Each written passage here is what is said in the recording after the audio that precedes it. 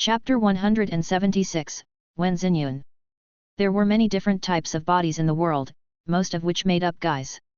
As for girls, relative to guys, there were far fewer special bodies. Although there were fewer, their quality was extremely high. Since ancient times, the mysterious lady body was one of the top female bodies. The mysterious lady was an invincible fairy in the celestial world, and as she attained the Dao in the nine skies, she was called the Nine Sky Mysterious Lady. The mysterious lady body could let one see through all falsehoods to see right at the crux of the problem. When comprehending the Dao, the mysterious lady's body could break past all the layers of confusion and allow one to see the world Dao at the center of it all. The key was that the mysterious lady body accumulated treasure. A long time ago, there was a demon faction elder who raised someone with the mysterious lady body. He fed her good food and drinks and even fought the entire celestial world for it. The girl with the mysterious lady body could comprehend the Dao and store it in her mind. The demon elder and the girl cultivated together, and after merging their souls, he would absorb the Dao.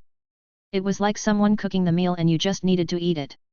You saved all the time to cook, buy the ingredients, clean the ingredients, etc. How could the crown prince not be excited? Mysterious lady body. He couldn't be bothered to deal with the Wen family as it was a little insulting to his reputation. If he hadn't become the crown prince and wasn't allowed to be so violent, he would have wiped out the Wen family long ago. But now, he found this father and son from the Wen family more pleasing to the eye. He smiled. "Father-in-law, please sit, let's have a chat." Wen family head Wen Yunmei was really careful and only partially sat on the seat. "Thank you, crown prince." Wen Ling stood behind his father and looked on without saying a word. "Father-in-law, where is this mysterious lady body that you spoke of?" The crown prince looked towards Wen Yunmei with anticipation. "This? I haven't found it yet," Wen Yunmei said regretfully. The crown prince's face turned cold and he said with a heavy tone, "Wen family head, are you playing with me?" Wen Yunmei said right away, "No, definitely not. My daughter gave birth to a girl and I met her once and spent several days with her. I originally wanted to kill this bastard granddaughter, but I noticed that she actually had the mysterious lady body, so I couldn't bear to. Who knew that my daughter would return and save her?" The crown prince frowned. Just talking about it made him really unhappy. His fiancée actually gave birth to a child with another guy. Was she trying to place a green hat on his head? Preposterous. The crown prince said coldly, "Are you sure that she has the mysterious lady body?" "I am very sure," Wen Yunmei said firmly. "Good. The daughter shall pay for the mother's debt. Since her mother betrayed me, your Wen family has committed a huge evil, but I am kind and am willing to give you a chance," the crown prince said expressionlessly. "Since this girl has the mysterious lady body, then the Wen family shall marry her to me. I will stop calling you father-in-law, but you will still be a relative of the royal family," the crown prince said. "But the girl is only 10. Wen Ling interrupted. The crown prince glanced at him and said calmly, "A young girl, I love it." Wen Ling was speechless and didn't know that the crown prince actually had such a special kink. If Tianheng was here, he would have definitely pulled out his sword to kill the crown prince. Wen Yunmei didn't mind. He was so old and was the head of a family, so what kind of thing hadn't he seen before? Pedophilia was a small matter. "Crown prince, everything will be fine if we manage to find Wen Yi. But the problem is that both her and her mother are so well hidden. Our Wen family is really strong, but due to Tian Ye's killings, we have now been greatly weakened and we are unable to find them," Wen Yunmei said carefully. The crown prince frowned and cursed in his heart, but his expression was calm. "Bring me a piece of her belonging and I will help you locate her." "Thank you." Wen Ling was grateful. Only then was Wen Yunmei at ease. He smiled, "With the crown prince helping us, everything will be just fine. This belongs to my daughter." This jade hairpin was something she always wore. Wen Yunmei took a jade hairpin and passed it to the crown prince. The crown prince took it and said, "Follow me, we shall head to the imperial astronomer. There are many Taoist experts there that can do divinations, predictions, locate people, etc." Wen Yunmei and Wen Ling followed the crown prince out and hopped on a carriage heading towards the imperial astronomer. God capital. Within a bar, a beautiful doll-like girl looked at the outside and said in shock, "Is this the God capital?" An old voice rang out, "Right, this is the capital of Feather Transformation God Dynasty, the God capital. It is said that the spirits of the gods all live here. And my father is locked here." The doll-like girl frowned and asked. I got news from a friend that father didn't die and instead was captured by the Feather Transformation God Dynasty Crown Prince. We are here to confirm whether or not the news is right or wrong. A gentle voice rang out. A beautiful woman hugged the doll-like Tianya and said. Then, are my mother's injuries all healed? Tianya was concerned. Thanks to the snake demon Neodon that you and your grandfather brought back, my injuries have all recovered. Tianya's mother kissed her and said. Life was really tough, especially since she went from an aristocratic family little miss to the current married woman. It was so quick that Wen Xinyun was unable to adapt. Life was really sweet. She left that ice-cold family, lost those fake family members, and obtained a valiant husband, a daughter so sweet that she could melt her heart, and a silent but reliable father-in-law. Wen Xinyun was really satisfied. She came this time to see whether or not Tianheng was locked inside. If that was the case, she would go all out to save him. These 10 years had been hard for her. She fled in all directions, giving birth and raising a child alone. But it was tougher on Tianheng as he challenged the entire Wen family, challenged the Feather Transformation God Dynasty's crown prince, and fought with everyone. He racked up many war results and was covered in wounds which made one heart pained when they looked at it. Wen Xinyun swore that even if she gave up her life, she would save her husband, the father of her child. Father-in-law, can you help me take care of Tianye? I will look for my good sister. She is married to one of the young masters of a huge family in God capital and is the only one willing to help me. She definitely knows about Tianheng. Wen Xinyun said solemnly. Go, Tianya and I will just stay in the inn. Tianyun nodded. His expression returned to normal but his internal injuries were still really bad.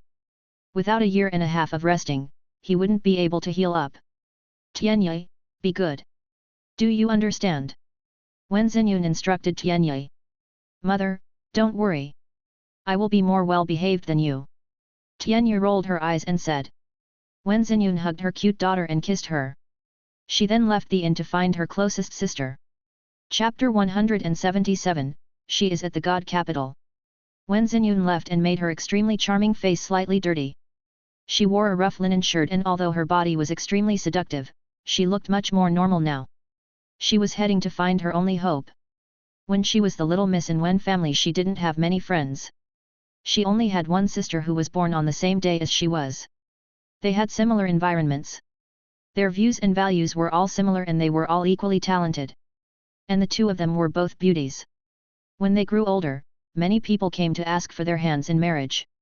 Wen Xinyun became the fiancée of the new crown prince while she became the daughter-in-law of a top family in God capital. Following this trajectory, the two of them could spend the rest of their lives together as good sisters. But Tianheng appeared and messed up Wen Xinyun's life and the Wen family's plans. What followed next was 10 years of chasing. Wen Xinyun broke away from the Wen family and roamed the land. The sisters separated and through these 10 years, they communicated using a secret technique that the two of them had come up with.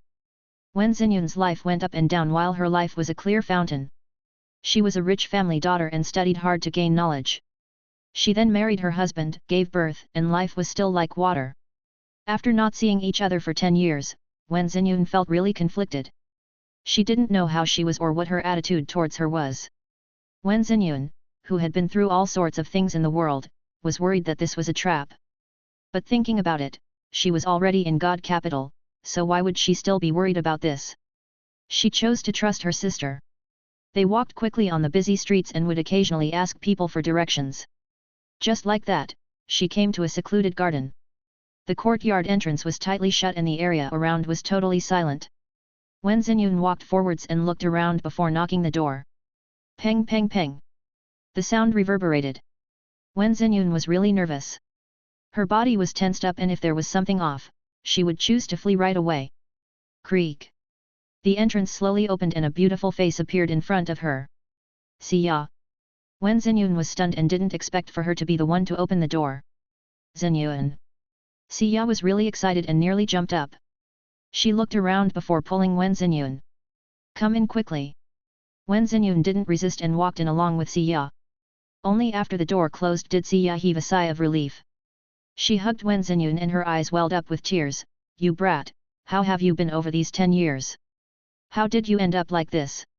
Wen Xinyun teared up too and she cried together with Xia, telling her about the pain she had gone through for the past 10 years. After the two of them cried, they calmed themselves down. They sat in one of the pavilions, hand in hand as they talked about important matters. Look at you now. Do you even look like the little miss of the Wen family? Xiao looked at how dirty Wen Xinyun was and helped to wipe her face with a handkerchief. Wen Xinyun smiled, we are all people with kids, so why talk about the past? Moreover, I did so on purpose so that I wouldn't attract attention. Is yours a girl or a boy? Xiao asked curiously. When you were found out, you were already 2 months pregnant. So, the child should be 10 now. Xiao asked. Girl, she is called Tianyi. Her name is quite close to yours and she is really cute. Wen Xinyun said blissfully. Mine is a boy. Looking at your happy smile, your kid must be really well behaved, right? Xiao asked with concern. Right, she is. What about your child? Wen Xinyun asked too. They hadn't met for 10 years but their relationship was still there. This made her feel much more consoled and delighted. My kid is well behaved too. You know about kids in aristocratic families, none of them are bad kids. Those who are rebellious are all eliminated. Xiao sighed. That's true. Then, what about your husband? I remember that he was a top talent in God Capital and was given the title of top genius. Is he good to you? Wen Xinyun continued to ask. He treats me really well and we are very close to one another. When Xiao talked about it, a blissful smile appeared on her face. I came here today all thanks to him. He is around protecting us, so no one will notice us and you don't have to worry. Xiao said. Wen Xinyun was shocked. It is rare for there to be such people from top families. Xiao nodded. I am lucky. I also told my husband to find out about your husband. When she talked about this, Xiao's expression became really solemn and she couldn't bear to say anything. Tell me, is Tianheng in the jail? Wen Xinyun's expression changed. She stared at Xiao and asked. He was. Xiao nodded. Wen Xinyun wasn't surprised. She was worried instead. What about now? He was, which meant that he wasn't now. Last night, the Crown Prince sent an order to kill all the sinners in the jail. 10,000 of them were killed. Xiao hesitated and said. What about my husband? Wen Xinyun nearly fainted. Xiao helped her up and said hurriedly, he is missing and nowhere to be found. Wen Xinyun grabbed Xiao and asked, is that true? Xiao nodded and said, my husband told me that. He said that Tianheng shouldn't be dead but he is badly injured and shouldn't have escaped God Capital. It is good that he isn't dead. Since he is in God Capital, then I just have to find him. Wen Xinyun was at ease. Xiao said firmly, don't worry, my husband and I will help you. He has sent people to find him and we just have to find him first. Only then was Wen Xinyun at ease. But her expression was still really anxious as she thought about her husband. Tianheng was following the Crown Prince. He followed him from afar. He had broken into human celestial realm and could hide himself. As long as he wasn't too close, it would be hard for one to notice him. Tianheng was a wide street away and if he could still be noticed, then he was just unlucky. Why are the Crown Prince and Wen Yunmei heading to the Imperial Astronomer? Tianheng didn't understand. However, he felt like this was a little off, so he continued to pay attention to the situation. Over there, a priest took the jade hairpin and used it to make divinations. Suddenly, he tossed it in the air. The hairpin shook in midair and flew above a giant map like it was about to fall down at any moment. Pang! After hanging there for some time, it landed in a very obvious location. The Crown Prince squinted and he said, she is in God Capital. She is within that small range. The Crown Prince pointed and said coldly. Capture her right away. The Crown Prince shouted into the air. Yes. A weak voice accepted the order. Within the Bank of the Universe, Xiandao and the old priest were sparring when he suddenly frowned. Tianya's mother and grandfather are in danger. Xiandao sensed it. Chapter 178, her name is Tianyi. Within the Bank of the Universe, Xiandao finally defeated the priest for the first time. What he used was the one with the universe that Zhong Beishan taught him. With one sword he sliced off the priest's Dao. Then, Xiandao was stunned by a reminder that he received about Tianyi being in danger. Was the Wen family attacking her?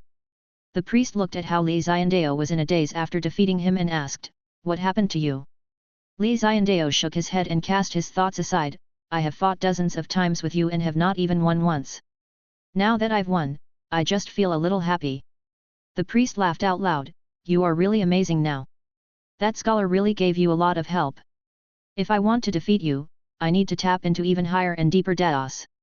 After all, I have comprehended far beyond you. If the priest didn't suppress his cultivation, no matter what, Xiandao wouldn't be able to defeat him. It was because he had to suppress his cultivation to the same as Xiandao's, so the amount of Dao he could control was limited. This was why Xiandao defeated him. Xiandao dissipated all the sword energy and said, thank you for your advice. I am busy now and I have to leave now. Go. I also need a good rest. Once you break through to human celestial, then come and find me. The priest waved his hand and laid in the coffin. He continued to tan himself in the sun. Xiandao turned around and returned to the trading hall. He closed his eyes and sensed Tianyi. He said that he would protect Tianyi, so he would definitely do that. Tianyi and him had a slight connection. Xiandao could sense her fate and that it was shaking intensely. That meant that she was facing danger. Now, her fate was tremoring and jumping. She is actually at the Feather Transformation God Dynasty's God capital. Xiandao suddenly opened his eyes and there was a bright light that shone within. God capital. After the Crown Prince locked onto Wen Xinyun, he sent the hidden expert by his side to capture her. After the expert left, the Crown Prince looked at the map and laughed coldly, how bold, you actually ran to my God capital. Is she asking to die? Wen Yunmi, I said, since she came, then Wenya is definitely here. Why don't you take a look at where she is? The Crown Prince nodded. Let's go take a look together. I also want to see the legendary mysterious lady body.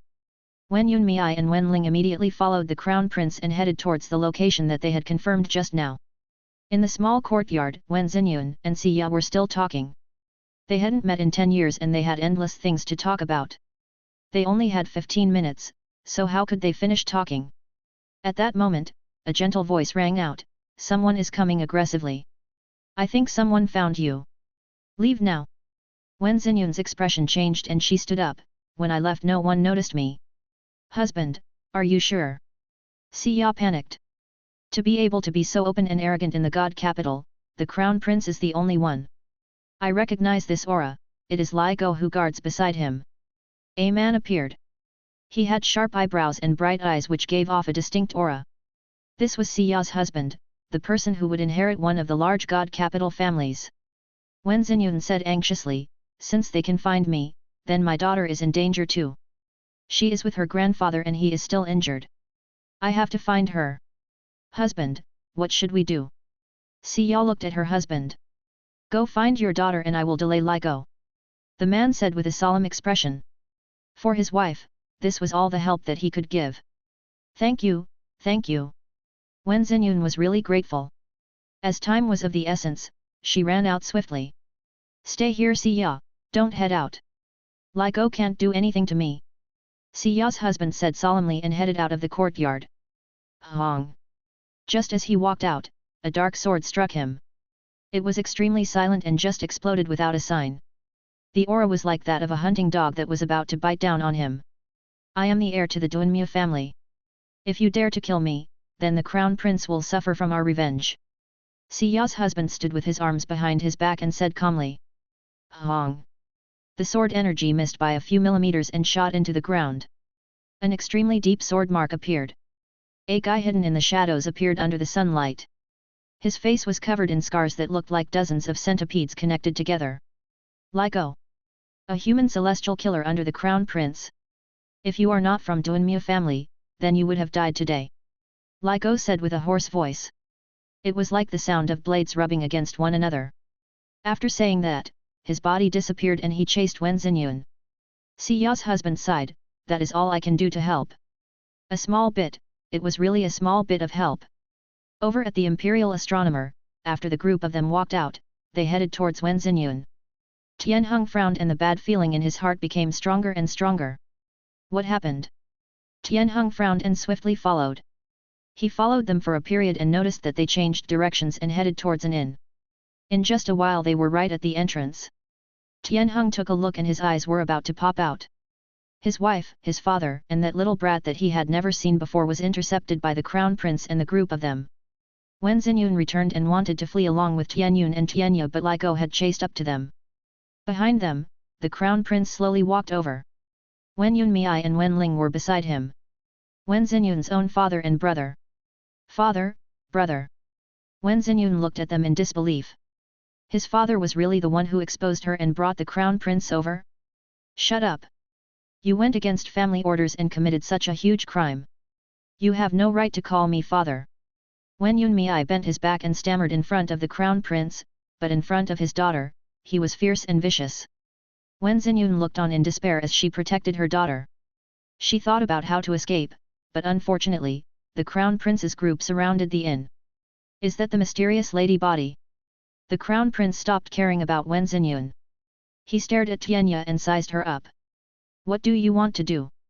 Wen Xinyun's expression changed.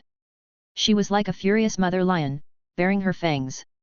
Her aura soared and reached to peak transcendent realm. Although the Wen family little miss suffered from so many setbacks, she was no weaker than any genius. Since you made a mistake, your daughter has to pay for it. Wen Ye has to take on the Wen family's future. Wen Yunmei said calmly and looked at Wen Xinyun like she wasn't his daughter and was just a stranger. Her name is Tianye. A furious aura exploded and charged from the back of the group of them. Explosion. An explosive sword energy pointed right at the crown prince and it caused him to frown. His pupils constricted. Tianheng, you are actually alive and you've broken through to human celestial realm. Chapter 179, for example, me. Tianheng's sword energy came from his cultivation technique demonic Dao heart. It was a Dao sword but it exuded a demonic aura. One slash covered the entire inn in a bright light. The crown prince's face was dark and sunken. He stared right at Tianheng, who placed a green hat on his head.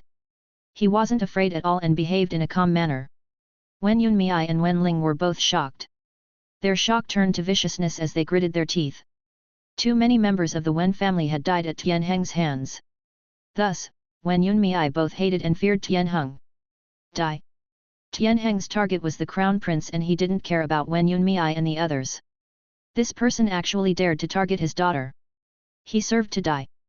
Tianheng had fought for 10 years and accumulated a deep killing aura. It was extremely terrifying, like he had walked out of a blood ocean. One sword and what spread out from behind his back was the blood that came from the people he had killed over the past 10 years.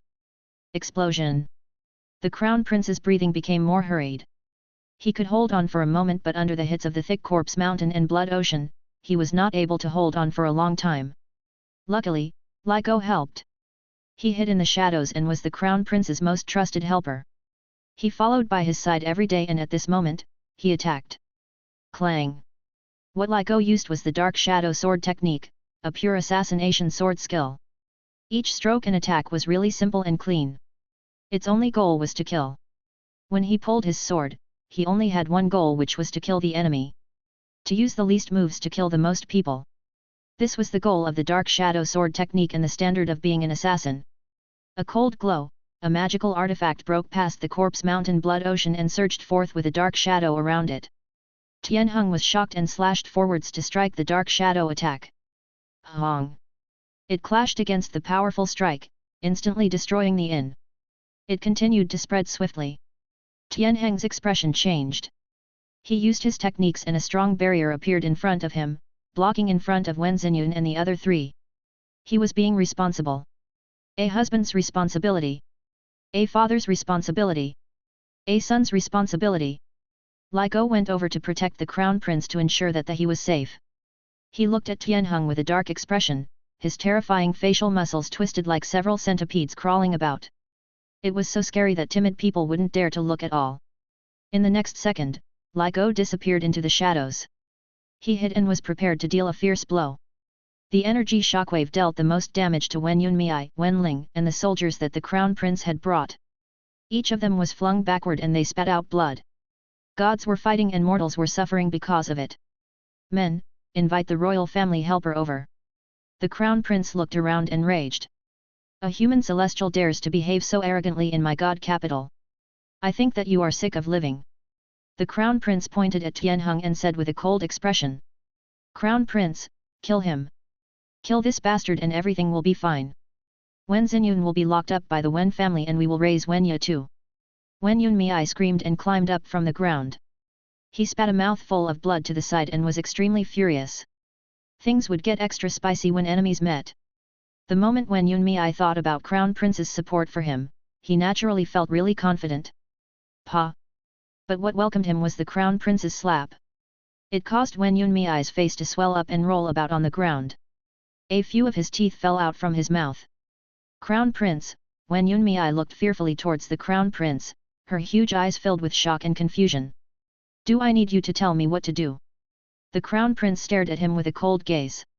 Wen Yunmei's gaze terrified the Crown Prince and he knelt on the ground. He kowtowed and said, Crown Prince, please show mercy. Crown Prince, please show me mercy. When Wen Xinyun saw those scenes, her heart was filled with despair. She closed her eyes. Tianheng looked on coldly. He had seen through Wen family and was unsurprised about what was going on. Tianyun and Tianya's expressions were really complicated. They were a huge family but facing the Crown Prince, they had no honor at all. The Crown Prince ordered them to and fro like dogs. Scram to the side. The Crown Prince kicked Wen Yunmei before pointing at Tianheng with a fierce gaze. How did the people in the jail even whip you? Why didn't they kill you and even allowed you to break through to human celestial realm? The Crown Prince gritted his teeth and his heart was filled with hate. Not killing me right away meant that you are giving me a chance. Tianheng said coldly. So what if you have broken through to human celestial realm? Can you beat me? The Crown Prince opened his arms and looked at Tianheng. Even when they were 100 meters away, Tianheng didn't dare to attack even if the Crown Prince was defenseless. In the darkness, Li Go was staring at them and was prepared to pounce at them at any moment. You don't dare to attack.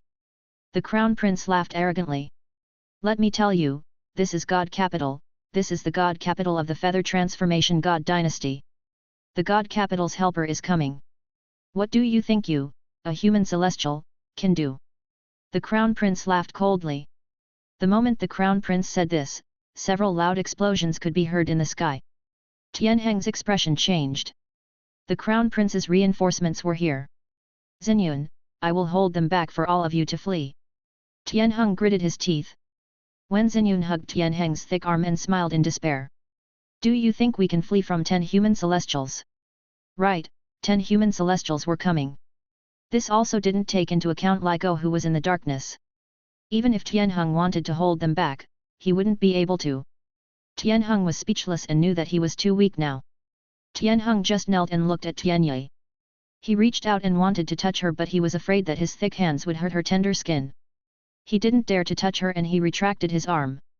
Tianye teared up and grabbed his arm, placing it onto her face. Father! Tianheng had fought for 10 years and lost so much blood but he had never teared up before. Now because his daughter called him father, tears were flowing. Tianheng hugged Tianye and tears just flowed silently down his face. Tianyun looked at his old son and thought about how tough his life had been recently. Tears covered his entire face. This whole family cried together while the Crown Prince just laughed arrogantly. Tianheng, if you hand your daughter over, I can let your father off. Sacrifice yourself and Wen Xinyun to save your daughter and father, that is quite worth. The arrogant Crown Prince laughed there arrogantly and the 10 human celestials arrived and stared aggressively at Tianheng. This caused the pressure on him to grow exponentially. Today, either our whole family dies here or we will walk out as a family. Tianheng placed Tianye down and stood up. How are you going to walk out? Everyone here is under me, so how can you even challenge me? The Crown Prince waved his hand arrogantly. The 10 human celestials and many soldiers behind him surrounded their family. Tianheng was speechless and he could only stand there firmly. But Tianye's eyes lit up. He pointed and shouted, not everyone here is yours. What? The Crown Prince looked where Tianye was pointing and he frowned. At the end of the street, a person had appeared. He was wearing a light purple coat and a dark gold mask. Tianye is right, not everyone here is yours.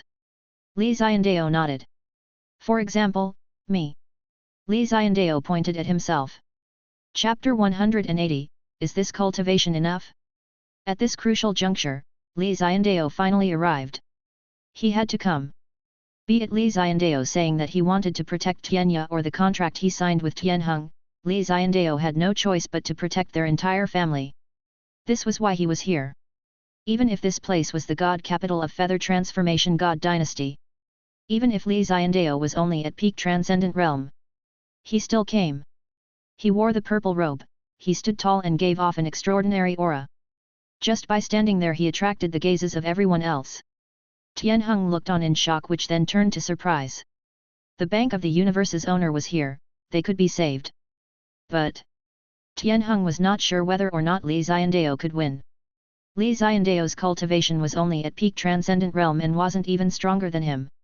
Tianheng was really skeptical while Tianya just waved her snow-white palm and shouted, "Granddad deity, save us!"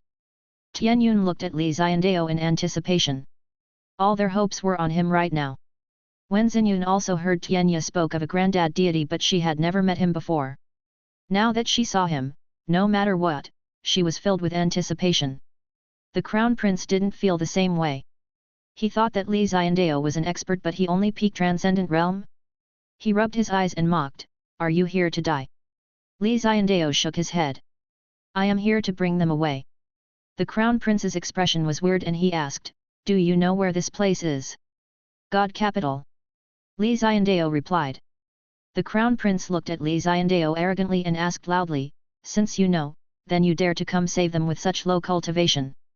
Li Xiandao said calmly, "I think that it is enough." "Enough?" The Crown Prince laughed out loud and mocked Li Xiandao for being ignorant. After laughing, he pointed forward and said coldly, "Kill this ignorant fool." The God Capital is not a place where someone at peak transcendent realm can act so rudely. The Crown Prince said coldly. In the shadows, a cold glow shot forwards and sliced towards Li Xiandao's neck. "Let go!" He had been hiding in the shadows and now he finally attacked. He wanted to deal a fatal blow to Li Xiandao. "Be careful, that attack is really dangerous. He is an assassin at human celestial realm." Tianheng exclaimed and was afraid that Li Xiandao would suffer from the attack. He was afraid that Li Xiandao didn't notice Li Xiandao and would be assassinated by Li Go. Li Xiandao wore his mask and looked on calmly. He saw the sword. Under the sunlight, everything was really clear. However, this sword caused the light to fold on itself and form shadows. This meant that Li Go could still hide himself under the sunlight. He just needed to make use of the sunlight to hide. The sunlight wasn't his enemy but his friend. Li Go understood this theory really deeply. His sword was silent and really swift and fierce. One strike and it would definitely kill the enemy. But unfortunately, the enemy he faced was Li Xiandao. Li Xiandao had noticed him from the start. The assassin, Li Go, could hide under the sunlight and his cultivation was extremely high and he had a deep understanding of the shadows. But, unfortunately, the enemy he faced was Li Xiandao. He was someone who had comprehended one with the universe at transcendent realm. In this entire world, even the worlds around, Li Xiandao was both the heaven and the earth. Nothing could hide from him. When Li Go attacked, he was really calm and didn't hold Li Xiandao in any regard at all. He was just someone at transcendent realm and to him, Li Xiandao was just a mortal. Since he was a mortal, then he would just kill him really easily. The Crown Prince looked on with a satisfied smile. He liked this kind of feeling of being able to control the situation. Everyone here had to listen to his words. Although his cultivation wasn't high, no one could compare to his power. A transcendent realm trash dared to come to save them? He served to die. The Crown Prince looked on in excitement and was just waiting for Li Go to kill Li Xiandao with one sword. He wanted Li Xiandao to experience how terrifying God Capital was and for him not to act so arrogantly in the next life. But their actions were like those of clowns to Li Xiandao. Li Go's looked at him so confidently like he was staring at a corpse. Li Xiandao smiled coldly as he saw the Crown Prince's proud expression. "All of you know nothing about strength." Li Xiandao sighed. That sigh was like thunder to Li Go's ears. It terrified him and his eyes opened wide. A sword energy appeared in front of his face. This sword energy was really thin. It was as thin as cicada wings. The sword energy was transparent and threads of the Dao appeared which intersected to hold up the sword energy. "Scram!" Li Xiandao said coldly. The thin sword energy stabbed forwards. Li Go was shocked. He utilized all of his true qi, not bothering to hide his human celestial realm aura at all. Like a bonfire, his aura surged 10 meters into the air and attracted all the attention. But all of this was useless in front of Li Xiandao's sword energy. Slice! The sword energy was like a butterfly, piercing through Li Go's forehead. A thick power tossed Li Gou's body a few hundred meters back and he smashed into a tall building. Explosion.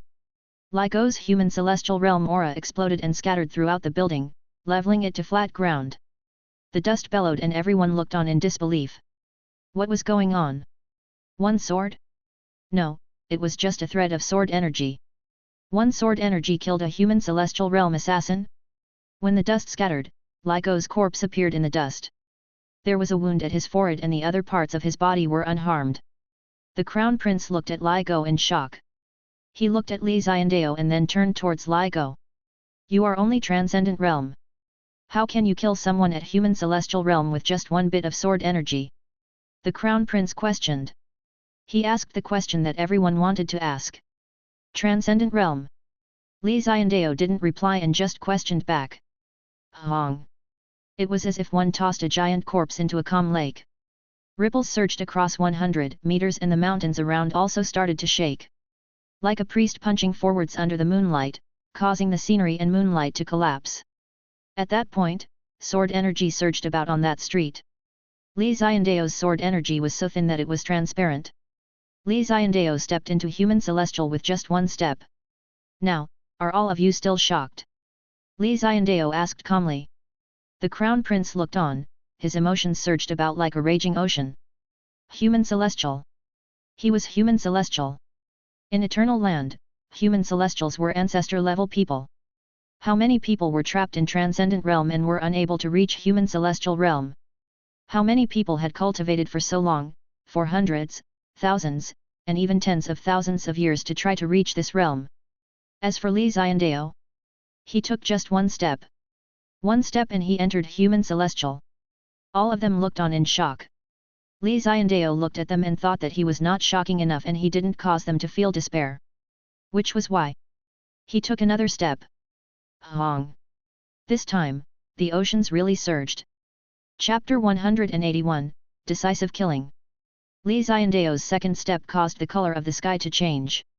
Explosion. Day became night. Li Xiandao had forcefully changed time. There was a sun in the sky that was shining brightly down on the ground.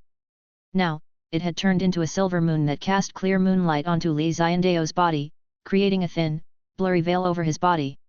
Li Xiandao's aura didn't change much.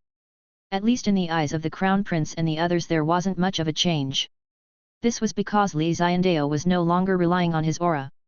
He was the center of the world here.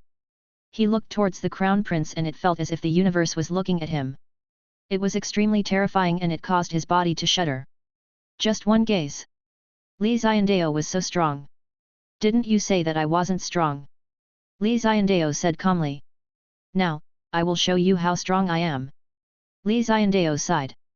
He took 2 steps and changed the sky, causing the entire God capital to be silent. Everyone looked at the change and they were filled with disbelief. It was a clear blue sky but now it turned into a dark sky lit up by the moon. What happened? Within the palace, an old monster opened his eyes.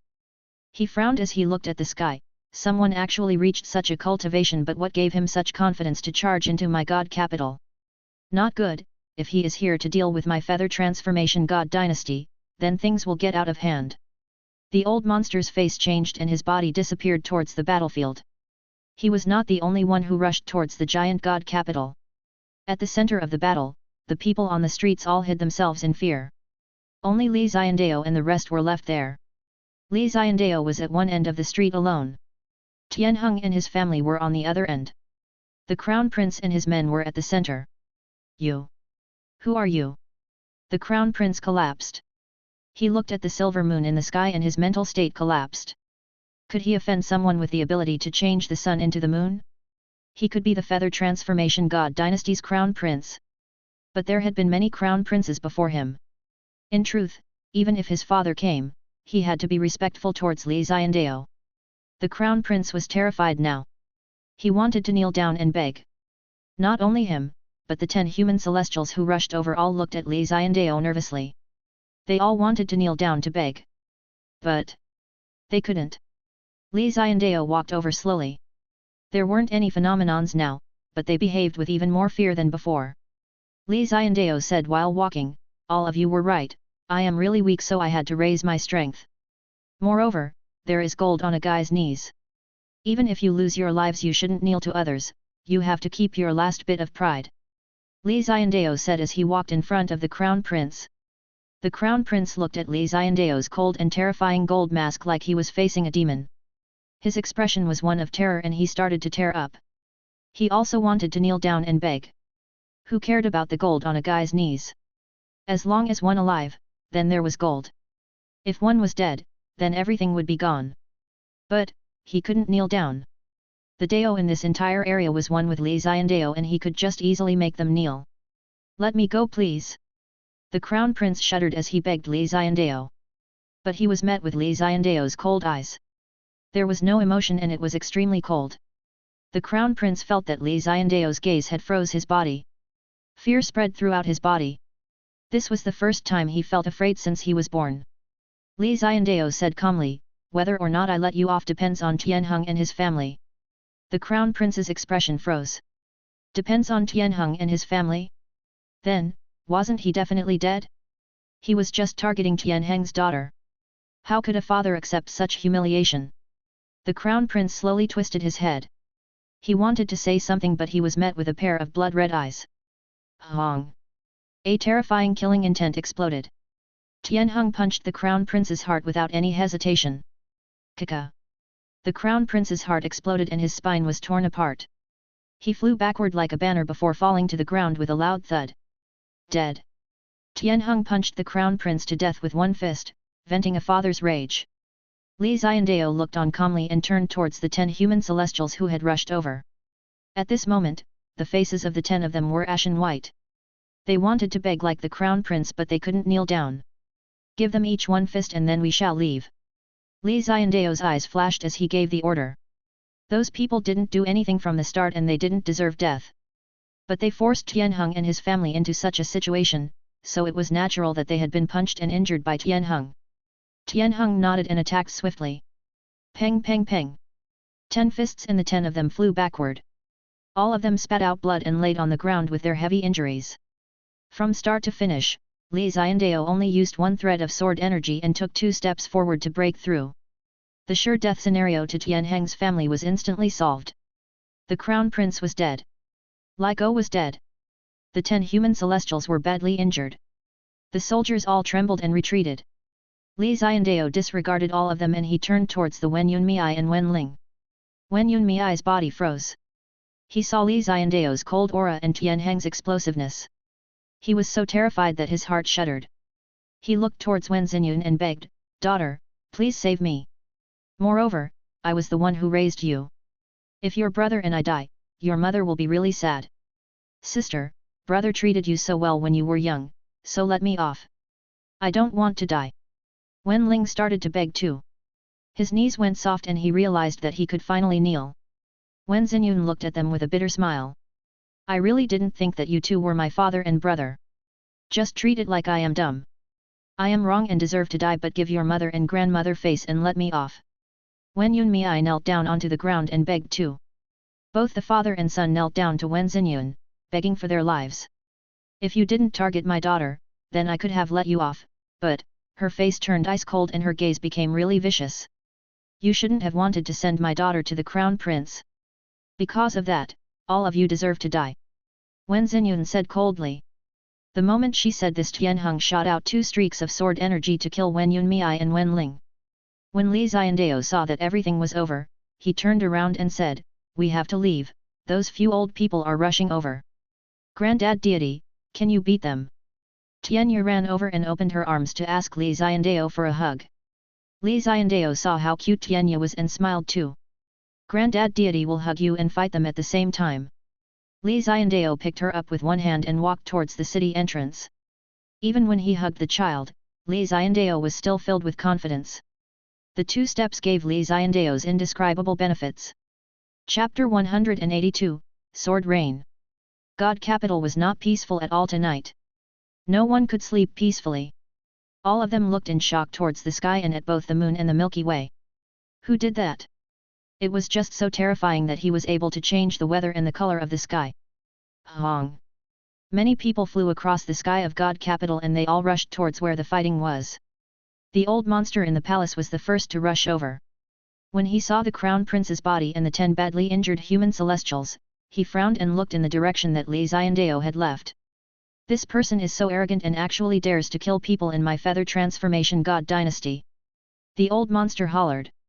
He flew into the sky and looked down on the huge god capital. He noticed Li Xiandao and their group and hollered coldly, "You killed the feather transformation god dynasty crown prince and want to leave just like that?" A loud voice reverberated through the entire god capital and every single person could hear it. Li Xiandao stopped and lifted his head to see the old monster standing above. He was wearing a bright yellow robe and his white hair was tied up into a small ponytail. He stood high above and gave off an unparalleled aura that could cover the glow of the moon. This was a true expert who had the ability to cover the brilliance of the moon alone. Die!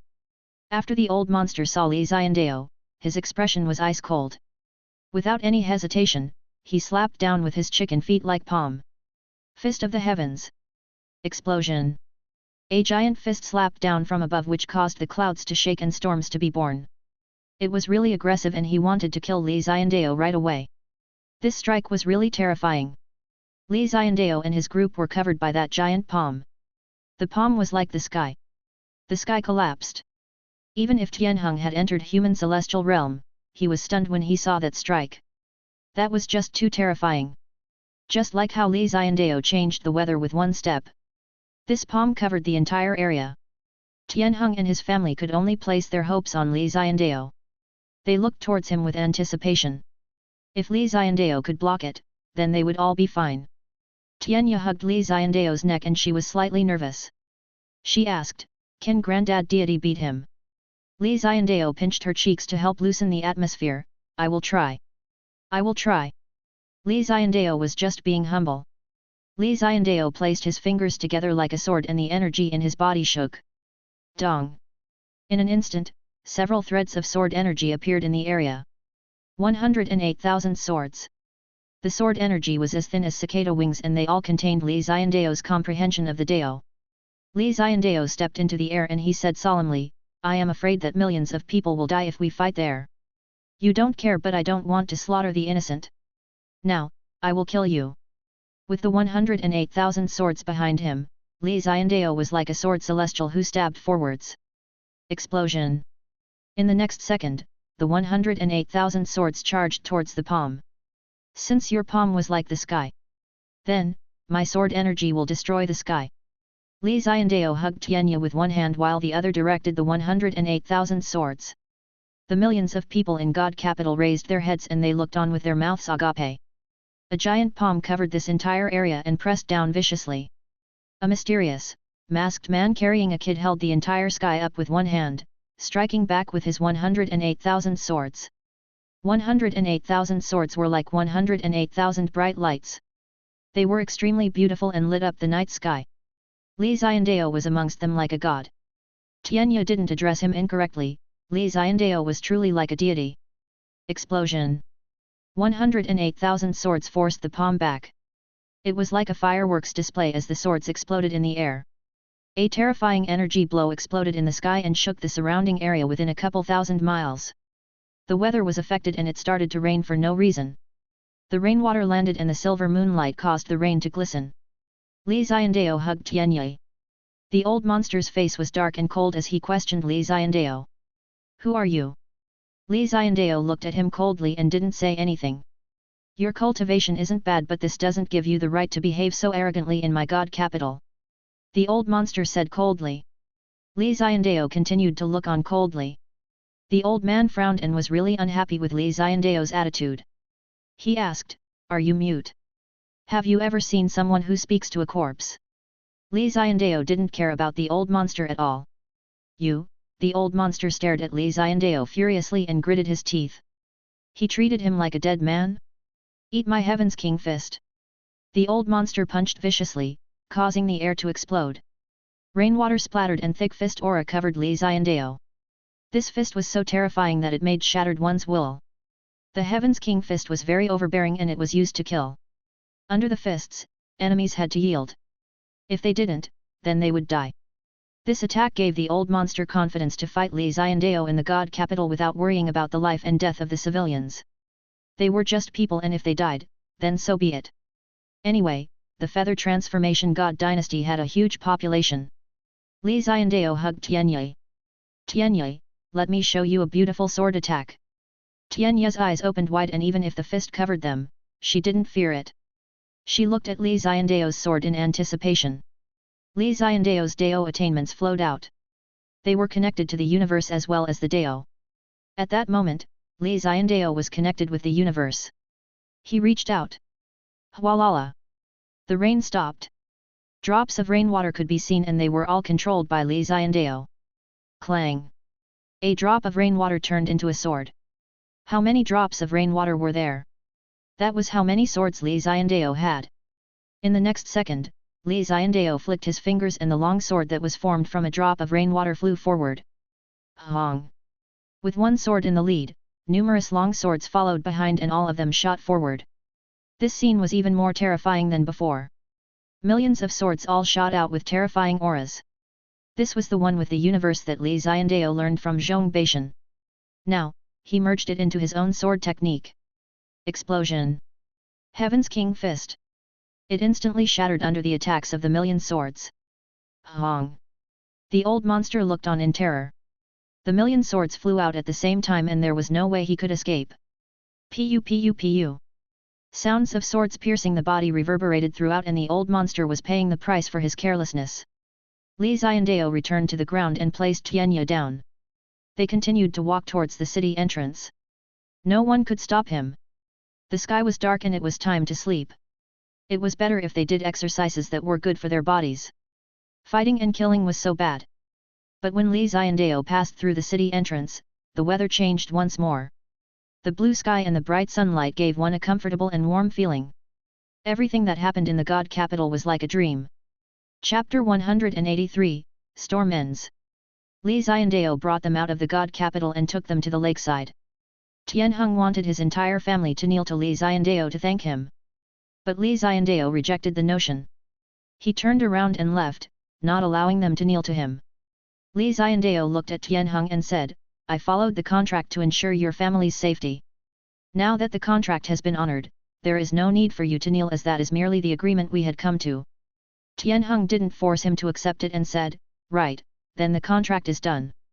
Li Xiandao nodded his head, find a place to hide and raise Tianyi. Her future is limitless and she has unlimited possibilities. You are sort of wasting her talents now already. Tianheng nodded and said, I will definitely develop her. Li Xiandao turned around and left. Granddad deity, can we still meet again? Tianyi asked in anticipation. Let's not meet again. You have your parents protecting you and you don't need me anymore. Protect yourself in the future. Li Xiandao replied without even turning his head. In the past, he wanted to protect her as she was killed, and Li Xiandao pitied her sad life story. But since her father and mother were reunited and her father was at human celestial realm, they would be able to protect her. Thus, Li Xiandao didn't need to anymore. This separation would be a permanent one. Li Xiandao left right away, and in just 2 steps he was gone. Tianyi watched as he left, and instead of feeling sad, she smiled. Granddad deity, I will definitely meet you again in the future. Li Xiandao returned to the Bank of the Universe, and his strength had increased greatly. Li Xiandao had been busy for a day and ended the contract with Tianheng. The first thing he did was head to the mountain peak behind Legacy Hall. The priest was sun tanning, so Li Xiandao pulled him up and said, I have broken through. Now, you can raise your realm to spar with me. The priest blinked and his mouth felt dry and bitter. All the things he said turned into one sentence. Didn't you say that you wanted to accumulate more? Li Xiandao said helplessly, I had no choice but to break through to save someone.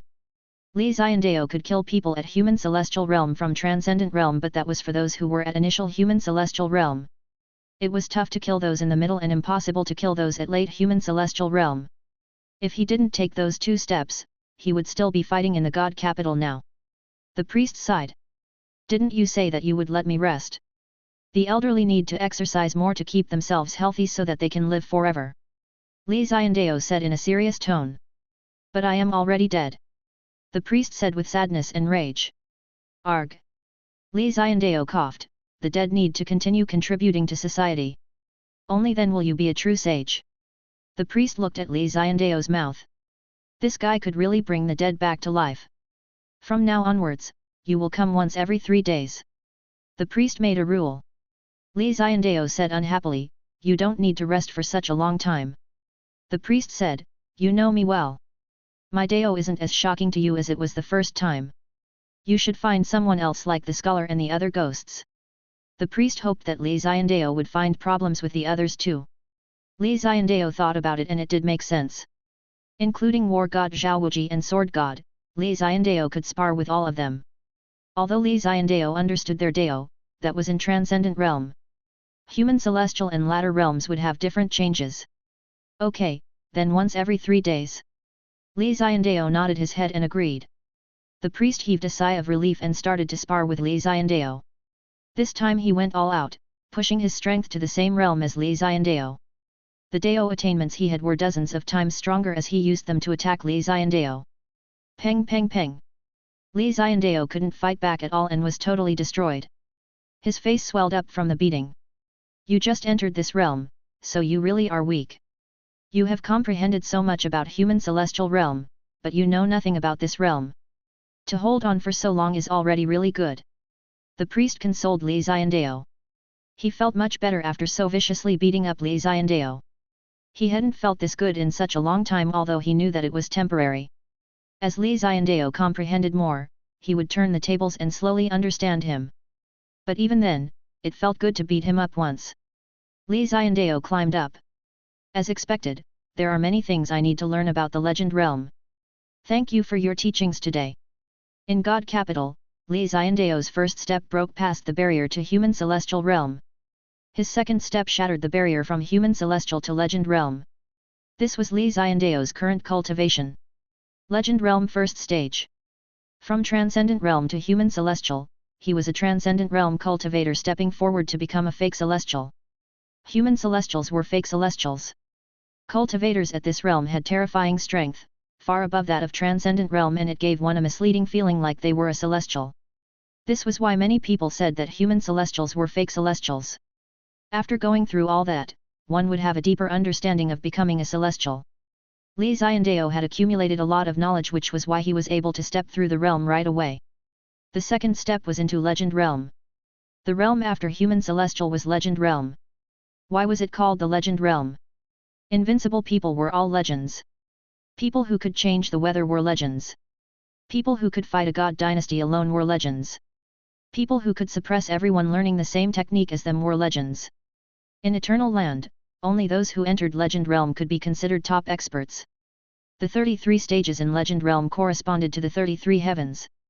After going through fake celestial, one naturally had to enter the celestial world heaven hall. It had 33 stages, so Legend Realm had 33 stages too. This meant that after crossing these 33 stages, one would enter the 9 skies and ascend to the celestial world. Li Xiandao was at the first stage. His changing the weather with 2 steps over at the God Capital was a mark of someone in the legend realm. The old monster that stepped out was also like Li Xiandao, who was at the first stage. It was obvious that he was no match for Li Xiandao. Li Xiandao used rain as his sword and destroyed him. The priest was only able to beat Li Xiandao up so badly because he had just stepped into legend realm. Li Xiandao wiped off the dust on his body and headed to find Zhong Baishan. As expected, Zhong Baishan beat him up badly too. He suffered 2 beatings in a row, but Li Xiandao started to have a deeper understanding of legend realm. He went to find Sword God. Sword God fulfilled his promise and killed Li Xiandao 9 times. Li Xiandao didn't even harm him once. As for War God Zhaowuji, maybe because he hated Li Xiandao, his spear poked many deep holes in his body. He suffered 4 consecutive defeats and had died dozens of times. Only then did he know how deep the waters of Legend Realm were. He silently climbed down the mountain and was prepared to absorb all the experience from the losses before challenging them again when... Explosion! After he climbed down, Li Xiandao saw several streaks of light shooting into the sky. Someone had broken through. Chapter 184, Everyone's breaking through. The light that shot out was really pure. It made one feel really comfortable, and when it shone on a person, it felt really warm. It was the most primitive light. Li Xiandao saw it and knew who the person who broke through was. Who knows whether or not he changed that sissy nature after he broke through? Li Xiandao asked curiously.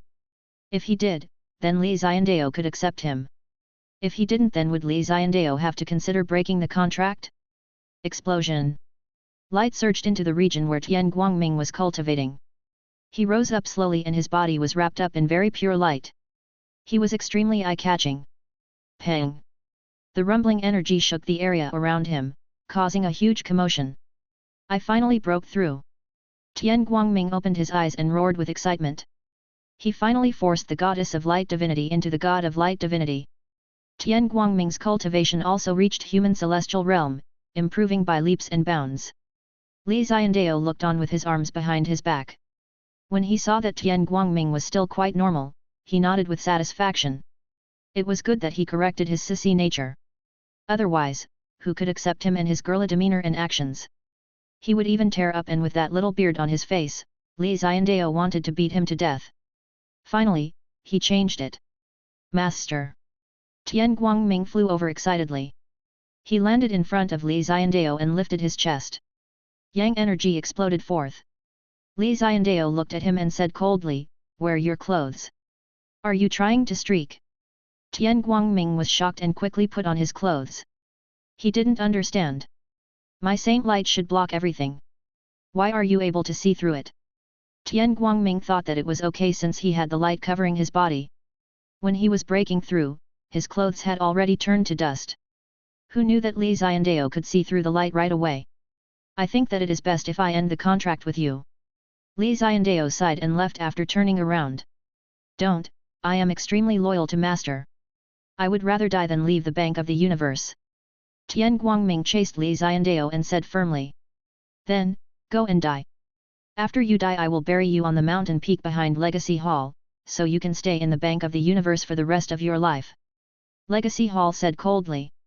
Tian Guangming was stunned. He didn't expect Li Xiandao to be so vicious. But who was he? God of Light.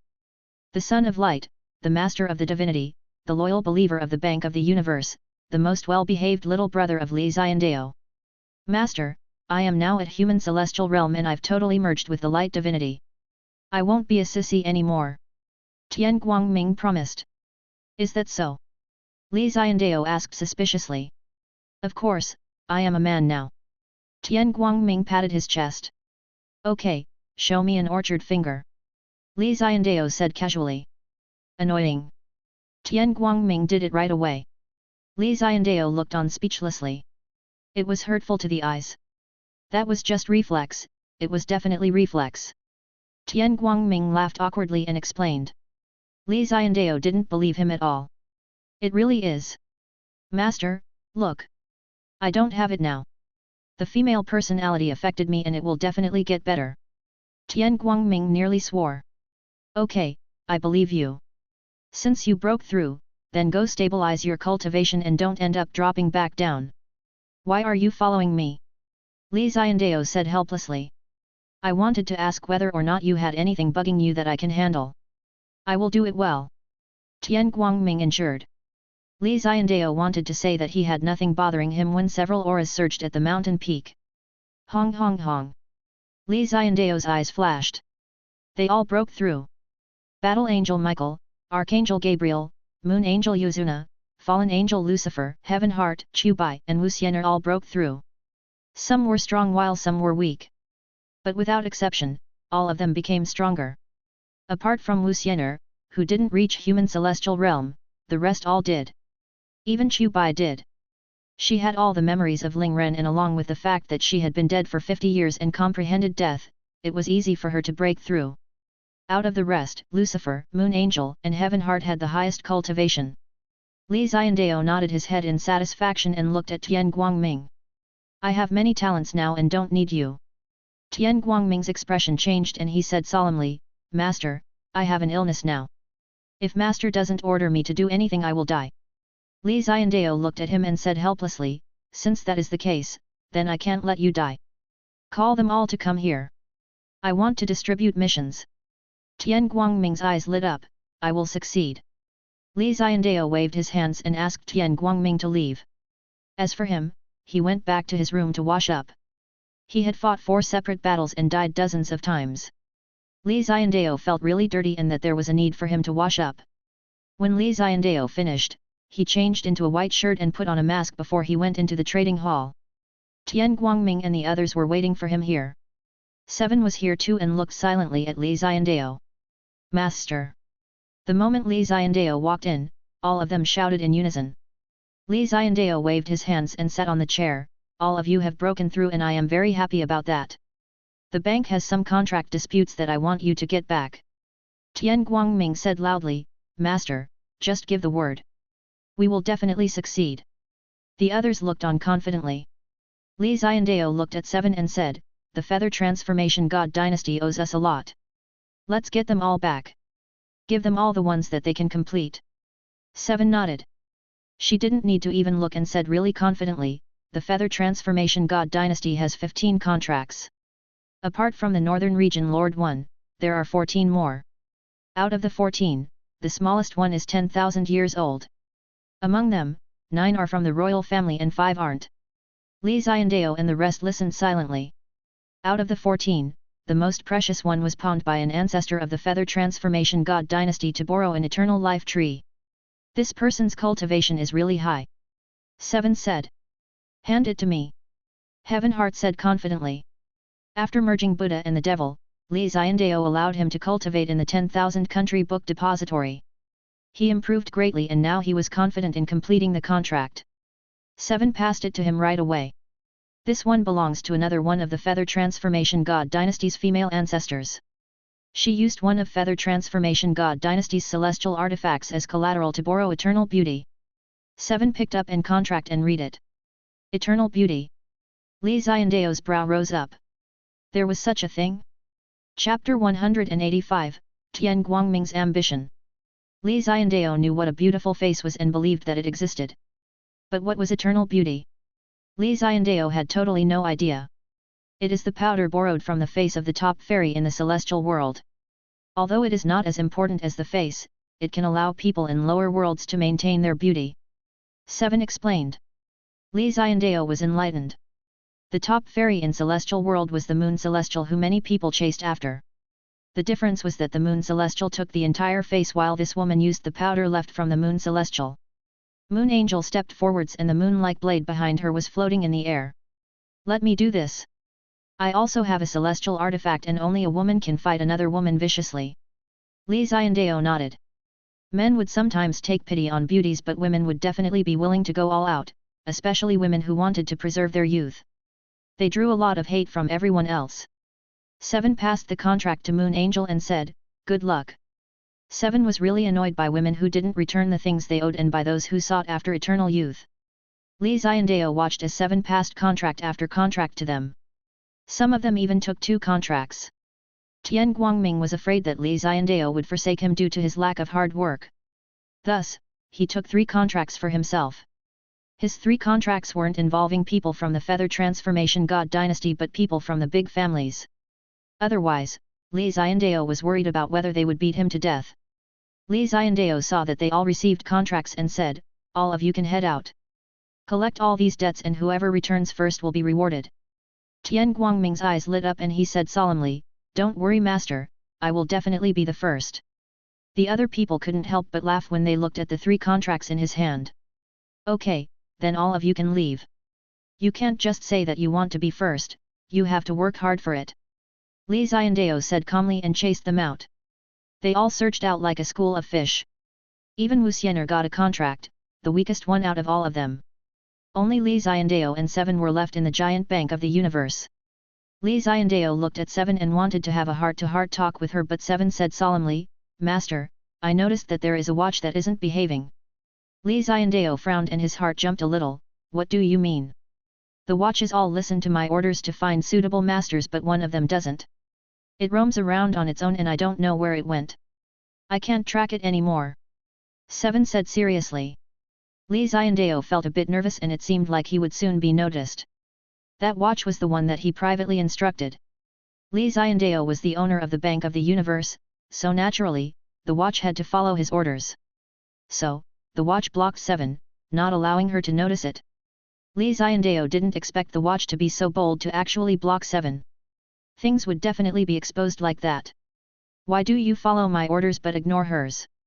If the watch knew what Li Xiandao was thinking, it would have definitely felt really wronged. It was just a watch, so what did he want from it? Has anything gone wrong since the Bank of the Universe entered Eternal Land? Li Xiandao started to change the topic. That shouldn't be the case. The Bank of the Universe has always run smoothly and nothing's gone wrong with the watches either, so why would it occur at such a moment? Seven shook her head. She didn't understand. Okay, since you don't know, then we should investigate. Let me help you. Li Xiandao stood up and sat righteously. Okay. Seven nodded in agreement. Li Xiandao hesitated. Did you want me to investigate it long ago? Of course not. I just noticed it. Go investigate it. We have to find the watch. Seven smiled sweetly. Li Xiandao nodded and said, since that is the case, then I will go take a look. Go, go. Seven waved her hand. Li Xiandao walked out of the trading hall and in his heart he was feeling fortunate for how dangerous it was. He started to privately contact the watch. The watch told Li Xiandao that it was trying its best to find a suitable host. Unless Li Xiandao summoned it, it wouldn't return. Li Xiandao thought about it and said, continue then. He would hide it from Seven and give her a surprise when it happened. The watch disappeared and continued to search for a suitable host. It was not restricted to the Feather Transformation God Dynasty and could head to other places. The Eternal Land was so huge and had a large number of God Spirit meridians. Li Xiandao was thinking about how he would hide it from her. Or should he have not bothered and just given her a surprise when the time came? Li Xiandao handed the Feather Transformation God Dynasty's 14 contracts over to them and they all rushed over to the Feather Transformation God Dynasty. A large portion of the 14 were in God Capital. Apart from Wu Xiener, who had to head to the Land of Water, the most excited person here was Tian Guangming. He had 3 contracts. 3 contracts was 3 times what others had. Some of them had 2 but none of them had 3. He was the only one. As expected, Master likes me. Not only are these 3 the Bank of the Universe's responsibility, but it also represents Master's trust in me. I can't let him down. Tian Guangming was really emotional. But he was thinking too much. Li Xiandao felt that since Tian Guangming was so eager, then he would give him more in case he finished things too quickly and came back to bug him for more. Tian Guangming didn't think that way. He was really confident and wanted to complete his tasks. I have to save Master's impression of me. What a sissy, what nonsense is that? I have recovered and my strength has increased. Tian Guangming said firmly. I have to let Master know that I am his strongest subordinate. Tian Guangming clenched his fists and said with determination. Lucifer, Heaven Heart, Moon Angel. He could exclude Moon Angel as she was beautiful and sexy and they could get close. If they couldn't get close, then it was her fault. But Tian Guangming was definitely more useful than Heaven Heart and Lucifer. Let's start with this. This is the biggest family in the God Capital, the Dunmyu family. Tian Guangming's eyes lit up as he rushed towards the God Capital. 10,000 years ago, they borrowed the soul-raising tree and the price was 1,000 years of lifespan. Now that the 10,000 years have passed, they haven't returned it. They have to pay back the tree and his remaining lifespan. Tian Guangming memorized the contract details. Chapter 186, Dunmyu Family Old Ancestor. God Capital. Dunmyu Family. The death of the Crown Prince caused such a huge commotion and made everyone in the Feather Transformation God Dynasty really nervous. The entire God Capital was really busy. They collected corpses, dealt with the dust and ashes, and cleared up the battlefield. All of this only ended once night fell. The civilians were asleep but one of the large families in God Capital, the Dunmyu family, was still awake. After Siya's husband returned. He had been summoned by the old ancestor. In the Dunmyu family, there was an old ancestor and nobody knew how old he was. He had lived for so long and was still alive. Each family head of the Dunmyu family needed to receive a period of teachings from the old ancestor. The next generation's family head, Siya's husband, Dunmyu, grew up alongside the old ancestor. To Dunmyu, the old ancestor was really knowledgeable and his cultivation was really high. He was the trump card of the entire Dunmyu family. Creak. Dunmyu pushed open the small wooden hut that the old ancestor lived in. It was decorated really simply with a bookshelf in the center. The room was really exquisite, decently sized, and was large enough for a whole family to live in. But with only one old man there, he seemed really lonely. Dunmyu knew that some old people didn't like to be alone and wanted many children and grandchildren. But this old ancestor was different. He loved to be alone. One of the walls was made of stone and there was a furnace there that could heat up the place. There was a rocking chair in front of it and an old man who was laying there quietly with a blanket over him. In the furnace, a flame was still burning intensely. The old man wasn't too old, but compared to those who had died from old age, he appeared a little young. But his youthful appearance couldn't hide his decomposing heart. Dunmyu pushed the door in and stood there for a long while. He didn't move at all and just stared at the old ancestor. The old ancestor didn't move at all as he laid in the rocking chair. With the white blanket over him, his breathing was really weak like a corpse. Dunmyu felt a sour taste in his nose, and for some reason, he wanted to cry. The old ancestor had raised him since he was young. His parents died fighting for the family, and at 3 years old, the old ancestor brought him by his side. He appointed Dunmyu as the next head of the family. This was also the reason why Dunmyu and the other family kids were different. This was because the old ancestor had personally raised him. The old ancestor was the closest person in his heart. In truth, even his wife was chosen by the old ancestor. He said that Xiya would help him and the two of them would spend the rest of their lives together. Dunmyu had never forgotten about the old ancestor's instructions. He married Xiya and was very loyal. The husband and wife loved one another and gave birth to one son. After Dunmyu became of age, he was chased out by the old ancestor, but he would come back every once in a while. He personally watched as the old ancestor become quieter and older and older. Not just his outer appearance, but his aura, and even his heart. The old ancestor's life limit was here. Dunmyu was not willing and didn't dare to think about it. But his rationality told him that this was true. Dunmyu walked over slowly and added some timber to the furnace. He looked respectfully at the old ancestor. The old ancestor was the biggest hero in the world. Dunmyu, you are here. The old ancestor opened his eyes and smiled when he saw Dunmyu. Old ancestor, sorry that I interrupted your dream. Dunmyu apologized. I did have a good dream. He smiled. Dunmyu said, does old ancestor want to share it with me? I dreamt about my youth. When I was young I was as handsome as you are now and I desired so much. He said slowly. Old ancestor is still really amazing. Dunmyu said sincerely. No, I am already really old and my life is coming to an end. Old ancestor smiled as he waved. He spoke the truth, which made Dunmyu's heart sink. How can that be? Old ancestor still has a long way to go. Dunmyu said gently. You are a really delightful kid, but do you know how old I am now? He asked. Dunmyu shook his head. He really didn't know the answer to that. I am 30,000 years old. He said. Dunmyu looked at the old ancestor in shock. 30,000 years old? Is that very shocking? The old ancestor smiled. Based on what I know, even if one reached the 33 stages of legend, one can't live so long, right? Dunmyu hesitated. No, 20,000 is already really decent.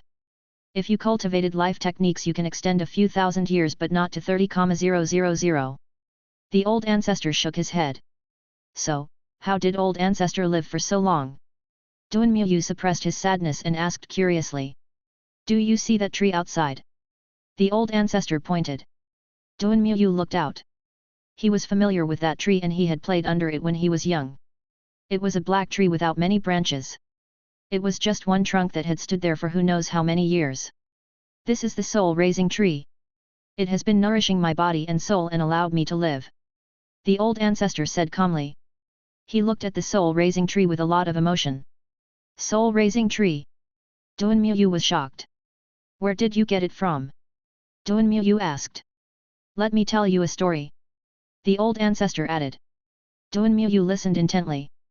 30,000 years ago, there were two talented and hot-blooded young men who wanted to do well. So, they rebelled. They rebelled together with all the people who were being suppressed. The two young men finally succeeded, but they argued with one another because of the throne. In the end, he won and became the emperor while I created the Dunmyu family and moved into the god capital. The old ancestor talked about his past. Dunmyu listened closely. But when he became the emperor, he became more and more wary and wanted to wipe out my Dunmyu family. If I hadn't been around, Dunmyu family would have been long gone. The old ancestor said calmly. He is the founder of Feather Transformation God Dynasty. Duanmu asked. Yes. He isn't dead. Old Ancestor said calmly. What? Duanmu looked on in shock. If Old Ancestor uses the soul-raising tree to live till such an age, then what about him? Duanmu asked. I don't know, but it might come from the same place. The Old Ancestor sighed. What place? Duanmu asked curiously. Old Ancestor wanted to reply since he was about to die, so it didn't matter anymore. But then, someone knocked on the door. The Old Ancestor was stunned, and after looking at the door, he saw someone familiar. He became solemn. Open the door for the envoy. Envoy? What envoy? Duanmu was confused, but he still went to open the door. He opened it and saw a fierce-looking man with a red watch. The surface continued to tick and spin. Chapter 187, Loneliness is Beautiful Too. Beep. Beep. Beep. The voice reverberated in the wooden hut. It wasn't very heavy, but the three people present here were all sharp and could of course hear it. Tian Guangming didn't feel anything and just looked on silently. Duanmu had a confused look on his face as he didn't know what it was. The only one listening on happily was the Old Ancestor. He wasn't nervous seeing that Tian Guangming had arrived and wasn't afraid either. He didn't show any anger and only treated Tian Guangming really calmly. I have not heard such a voice in such a long time. After the Old Ancestor heard that sound for a full minute, he spoke with a lot of emotion. Tian Guangming frowned and walked over slowly. Seeing that Old Ancestor didn't say a word, he didn't dare to stop him and could only look at him silently. You know that I am the envoy, so you should know why I am here. Tian Guangming said solemnly. The Old Ancestor nodded. Please sit down. We will do what you want, so you don't have to worry. Tian Guangming looked at the Old Ancestor in shock and then sat down. The old man laid on the rocking chair while Tian Guangming sat on a chair. Only Duanmu was standing. Tell him to head out. Tian Guangming pointed at Duanmu. Duanmu looked at the Old Ancestor right away and he didn't want to do so. Let him take a look. He is the next family head of my Duanmu family and definitely won't say a thing. The Old Ancestor asked. Seeing that he was so cooperative, Tian Guangming stared at the Old Ancestor and said in shock, why are you dying so soon? Tian Guangming still needed to collect interest. But now that the Old Ancestor only had a few days to live, how could he collect any interest? The Old Ancestor apologized, I am unable to pay the compensation fee on the contract. Tian Guangming's face became really ugly as he pointed at the soul-raising tree. You didn't injure the tree, right? If he did, then Tian Guangming would definitely be angry. No, I have been taking good care of it. The Old Ancestor waved. Tian Guangming's expression improved and then he took out the contract. Take a look. If you have no questions, then I will do what I have to do. Duanmu's face changed and he questioned, what are you going to do? Of course, I have to take the soul-raising tree away. Tian Guangming said without any hesitation. If you take away the soul-raising tree, then what about Old Ancestor? Duanmu didn't agree. Your ancestor will definitely die within 3 days. He is lucky that I didn't take away 3 days of time from him. Duanmu was shocked. He knew that the Old Ancestor's life was coming to an end, but he didn't expect it to be so quick. He would definitely die in 3 days. The Old Ancestor waved his hands calmly. It is natural that one will grow old and die, so what is the point in being sad? Duanmu really couldn't take it as this was the person he was closest to. Envoy, I don't care if I die, but let me ask, what about Taizhong? The Old Ancestor asked Tian Guangming solemnly. Who is Taizhong? Tian Guangming didn't know what was going on. He was the founder of Feather Transformation God Dynasty, Emperor Taizhong. He also borrowed a treasure from you to extend your life. The Old Ancestor explained. You don't have to worry about him. Someone will claim the debts from him. His contract is heavier than yours and the person collecting his is much stronger than me. Don't worry, the two of you will definitely die together. Tian Guangming said. The Old Ancestor heaved a sigh of relief and smiled. The reason why I have been persisting is because he is not dead. Since he is not dead, then I can't die either. This is good. Both of us are about to die. The Old Ancestor smiled. This was a delightful smile because he had won. The Old Ancestor told Taizhong that he wouldn't be able to wipe out the Duanmu family as long he was still alive unless he was willing to let the entire Feather Transformation God Dynasty die together with them. Taizhong's reply was that he would definitely wipe out the Duanmu family while he was still alive. The two of them continued to compete about who lived the longest, and now both of them were already at their limits. Tian Guangming looked at him and muttered, "You are crazy." The two of them were insane. They entered the Bank of the Universe. In exchange for life-extending items, they would compete to see who would live the longest. They totally ignored everyone else and just stared at one another to see who would die first. Their stubbornness couldn't be resolved. Tian Guangming stood up. "I am taking away this soul-raising tree, and you will be left with 3 days of lifespan. I won't take it away, and since you are so cooperative, I will give you time to say your goodbyes to your family members." After he said this, Tian Guangming walked outside. Duanmu wanted to block, but the old ancestor stopped him. "Remember that if you meet someone with that watch, avoid him and be nice." The old ancestor stared at Duanmu. Understood. Duanmu had never seen the old ancestor like that, so how could he not remember it? He didn't stop Tian Guangming from digging away the soul-raising tree. Tian Guangming walked to the entrance and smiled. "Let me tell you some news. The person who went to claim debts from your rival has a really bad temper. He is a devil in human's clothing and he's really cruel. Try to hold on and maybe you will learn of his death." The old ancestor's eyes lit up and he said gratefully, "Thank you. No matter what, I have to hold on." Tian Guangming walked out of the wooden hut and headed in front of the soul-raising tree. He looked at the soul-raising tree and clapped his hands, "Let's go home." The soul-raising tree had a spirit and knew that he had to go back home. But he looked at the old man he had spent 10,000 years with and was really reluctant. A black energy entered the old man's body. "He only has 3 days left. You can't add to his lifespan at all," Tian Guangming said. In the wooden hut, after obtaining the final bit of nourishment from the tree, the old man stumbled to his feet. He bowed to thank it for his many years of help. The soul-raising tree also knew that this was a true goodbye. It was not a normal separation, but eternal goodbye. This was why it bent its body too. From one hut apart, these two friends who had spent 10,000 years with one another said goodbye to each other. Tian Guangming seemed to be infected and sighed, "Let's go. Make yourself small and enter my storage treasure." Maybe because he was affected by the goddess of light divinity, the decisive and violent Tian Guangming had become much softer. "Let's go and return to where you came from. Thank you for your 10,000 years of help." The old ancestor waved his hands and his eyes swelled up. Over these years, the people felt that he was really lonely and the Duanmu family members felt that he had problems and didn't like to speak. But who knew that his best friend was by his side? The two of them spoke to one another consciously. To other people, they were lonely. But to them, they were just quiet. Their so-called loneliness was actually a type of beauty. Chapter 188, Taizong and Empress. In a similar lone wooden hut cut off from the world like the Duanmu family's one, there was also such a place in the giant palace. No one dared to go there as anyone who dared was killed. Everyone had many stories about who lived here, but the royal family had never explained it. In truth, very few people knew about who lived here. Apart from the emperor after Taizong, the other people didn't have the right to know about it. After the current emperor Tiankai found out who it was, he was shocked and didn't dare to believe it. The emperor who founded Feather Transformation God Dynasty, Taizong. 000 years, he was actually still alive and doing quite well.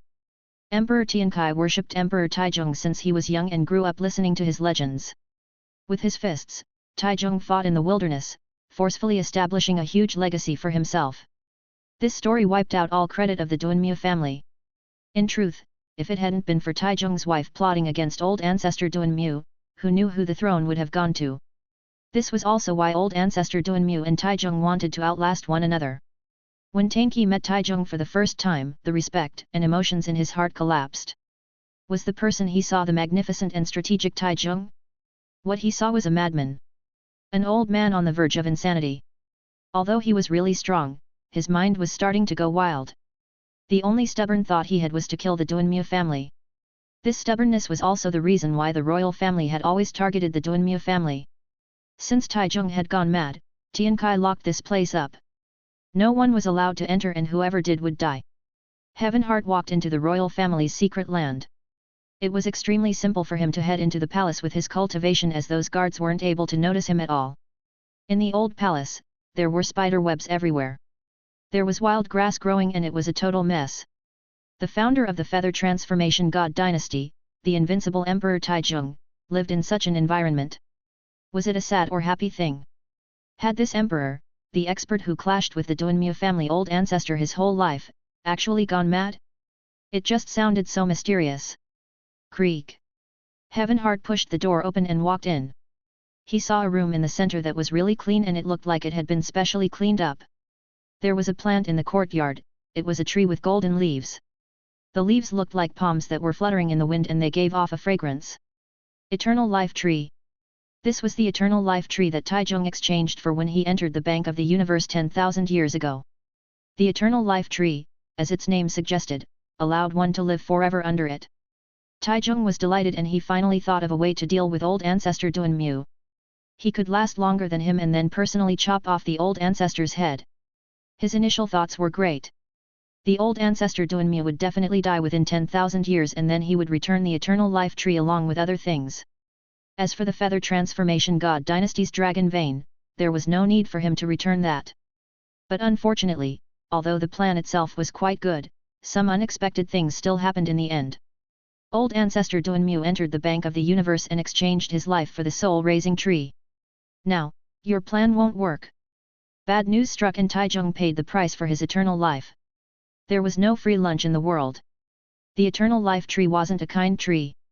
Spending a long time near eternal life tree would mess up one's thoughts and one would end up living in an illusion. With how decisive Taizong was, he would definitely not end up falling so deep in without the eternal life tree. But because of the tree, Taizong fell into an abyss and he started to behave weirdly. After 10,000 years, it was normal for him to be crazy, and having a clear head was a rare occurrence. It had been 10 years since he was sober. Heavenheart came this time. It was a rare occurrence for Taizong to be sober. So, he cleared up the room, washed up, and changed into new clothes. But his hair was in a mess as he didn't know how to tie it up. "Empress, tie my hair up in a bun!" Taizong shouted. But no one replied to him. Heavenheart looked on silently and didn't say a single word. "Empress, stop sleeping. There is a guest." Taizong noticed Heavenheart but still continued to shout for his empress. Unfortunately, no one replied to him. "I apologize. My empress is still sleeping." Taizong apologized to Heavenheart and bowed. Heavenheart looked into the room and there was a woman who was laying on the bed.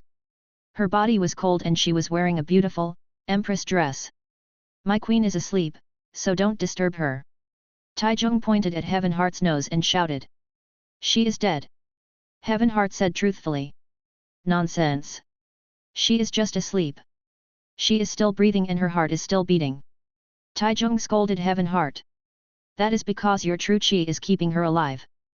Heavenheart shook her head and said. In Heavenheart's eyes, Taizong was an empty bottle with no substance within.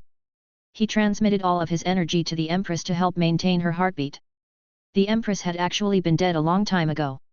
She wasn't as strong as Taizong or old ancestor Duanmu and couldn't live for as long. She also entered the Bank of the Universe to exchange for her looks, so it was expected for her to die. What no one expected was that Taizong would actually transmit all of his cultivation into her body so as to keep her last bit of breath alive. "Nonsense, you bald monk, you are talking nonsense!" Taizong raged. "My empress is not dead. She is just sleeping, so she will definitely wake up." Taizong insisted. Heavenheart sighed and walked in. "Why do you lie to yourself?" In the room, a beautiful woman was laying on the bed. She looked like an 18-year-old teen, a truly flawless beauty. But when Heavenheart looked at her body, he was shocked. Under that beautiful face, there was just dried up skin and decomposing flesh and blood. She was a dry corpse with only a bit of energy burning within her heart. It was like there was a candle burning in the endless darkness. The darkness burned bright but there was a bit of energy supporting the candle so that it could continue to burn. Just like that, Taizong's wife was still alive. The Bank of the Universe contract didn't treat the Empress as a dead person, which was why Heavenheart brought 2 contracts over. Everything was just a rough definition. "I understand why your Empress entered the Bank of the Universe and only wanted beauty," Heavenheart exclaimed. Girls cared most about their appearance. Taizong loved her so much and was willing to give up all his cultivation to maintain her last bit of life. So, it was understandable why the Empress wanted to keep her beauty for Taizong. Love was never a one-way street. Chapter 189, A Huge Fire. Taizong and his empress, one was crazy and one was dead. As their descendants didn't want to reveal that Taizong was still alive, they set up this area as a restricted zone and anyone who entered would be killed. No one really cared about the rumors that spread on the outside. Taizong had been smart for his whole life, but he probably didn't expect that his later years would be so sad and tragic. Old ancestor Duanmu, who had fought him for his whole life, didn't suffer any serious illnesses and disasters and befriended the soul-raising tree, peacefully spending the latter half of his life. As for him, he enjoyed glory and riches for the front half of his life, but then he spent the next half on the verge of madness. "You bald camel, you actually dared to enter my sleeping palace. You deserve to be beaten up. You are asking to die." Taizong hollered in rage. He really wanted to punch Heaven Heart. Heaven Heart just turned around and easily avoided his fist. At the moment, Taizong was totally useless and all of his energy was used to maintain the last bit of life force of the Empress. Heaven Heart pushed forward slightly. It seemed like a weak and light hit, but for Taizong, it was as if he suffered from a lightning strike. He was forced back and he hit onto the bed. Dong! The bed shook once it was knocked into. The Empress laying on it turned into dust. Only her beautiful face was still there. She was as per usual and looked like an 18-year-old. At this moment, the Empress's beauty wasn't her own beauty. But she was just as beautiful as when she was 18. Under her dust body, a jade pearl appeared. On it there were carved many Buddha ancestors, Bodhisattvas, Lohans. This was the gift that Taizong had given her, the celestial artifact 10,000 Buddha bead. 000 years had passed and although Taizong had been maintaining her life force, her body should have long turned to dust. It was all because of the 10,000 Buddha beads which protected the Empress's body. But after 10,000 years, the corpse couldn't handle as a single strike. It was just bumped into by Taizong and this happened. Taizong was stunned. His Empress was totally gone. The Empress that followed him when he was a rash kid was totally dead. They were together for 30,000 years. Taizong and the Empress knew each other when they were both 18 and had never separated. Time was really the perfect conduit for their love. Now was the time for their story to come to an end. Now that your Empress is dead, this contract should end. I shall take away her celestial artifact and her eternal beauty. Heaven Heart reached out and took out the 10,000 Buddha beads while Taizong was just in a daze. But when Heaven Heart wanted to grab the eternal beauty on her face, Taizong pushed him aside and shouted in a maniacal manner, "That is what Empress wanted the most. You can't take it away. You can't stop me." Heaven Heart said calmly. If he was at his peak, he could, but now it was impossible. Taizong was stunned and he hugged the Empress's face. "I can give anything to you. I can give everything here to you, just don't take away the Empress's favorite thing. Celestial artifact, he didn't want it. Eternal life tree, he didn't want it. If the Empress was dead, then why did he need to be alive?" Taizong wanted to preserve this last bit of beauty, which was also what the Empress liked the most. Heaven Heart frowned and found it tough to take it away since Taizong was currently already on the verge of going insane. "Give him the eternal beauty and bring back the eternal life tree." Li Xiandao's voice suddenly rang out, which made Heaven Heart heave a sigh of relief. In the Bank of the Universe, Li Xiandao and Seven were looking at such scenes with a complicated expression. Not mentioning the personality of Taizong and the Empress, their relationship touched both Li Xiandao and Seven. Seven looked at Li Xiandao and blinked. Li Xiandao instantly knew what she meant and informed Heaven Heart not to take back the eternal beauty. "They are just pieces of the face that Moon Celestial borrowed. They don't matter." Seven explained. Li Xiandao nodded. Looking at the insane Taizong, she really wasn't planning on taking it back. Heaven Heart looked at Taizong, who was muttering while hugging his Empress's face. He turned around and left. In the courtyard, Heaven Heart looked at the golden eternal life tree and said, "Will you become small yourself, or do I need to make you?" Explosion. Eternal life tree wasn't a kind tree and it sought after luck and avoided danger. It knew that it had to return, so it shrunk and entered Heaven Heart's storage treasure. Heaven Heart said, "Now, all that is left is to collect Feather Transformation God Dynasty's Dragon Vein." The entrance to the Dragon Vein was under this courtyard. As the Eternal Life Tree's living environment was really strict, it needed to lay root on the Dragon Vein. When it is in the Bank of the Universe, it would be in deep slumber, but for it to survive outside, it needed to lay root on God Spirit Meridians or Dragon Veins. The palace definitely couldn't have God Spirit Meridians, so there were only Dragon Veins. Heaven Heart stomped his feet and a giant hole appeared. One could see a giant gold dragon vein surging about below. Kong! The dragon vein would holler majestically. Its golden scales were about to turn into physical form and sparks formed as they rubbed intensely into each other. Feather Transformation God Dynasty's dragon vein that had accumulated for 30,000 years was enormous. Heavenheart opened his arm and activated the ability of the Bank of the Universe. Obtain. He was following the terms of the contract, so he could use the Bank of the Universe's power to collect the dragon vein. If Heavenheart became himself, he definitely wouldn't be able to collect such a huge dragon vein. People would notice him and trap him in the palace too. But it was different since he had the Bank of the Universe's ability. Explosion. At this moment, the dragon vein was sucked in by the Bank of the Universe's energy. All of this happened in an instant before Heavenheart dashed away, not daring to stay at all. In the next second, the spirit energy in the palace suddenly reduced by 80 to 90%, causing many experts to panic. The dragon vein is gone. What happened to Feather Transformation God Dynasty's dragon vein? Our dragon vein was dug away just like that. Who is so bold? Numerous people were shocked, especially the 10,000-year-old Emperor Tiankai, who was furious. Seal up the palace. With an order, numerous people moved into action. In just 3 minutes, the palace was sealed such that even a bird couldn't head out. Emperor Tiankai hurried towards Taizhong's courtyard. Fire! What he saw was a flame. There was a huge flame burning Taizhong. He looked emotionally at the palace and he saw his young experiences. This was a place he worked his entire childhood for. Unfortunately, his descendants were not filial. After losing the eternal life tree, Taizhong's rationality returned. He recalled what he did during these few years and was in deep thought. Let everything end along with this huge flame. Taizhong lit himself in flame. You won. Taizhong looked at the Duanmu family and said with relief. Taizhong, who wasted so much time, just wanted to accompany his empress now. He would just let all the grievances pass. Chapter 190, End of an Era. A huge fire was burning an entire era.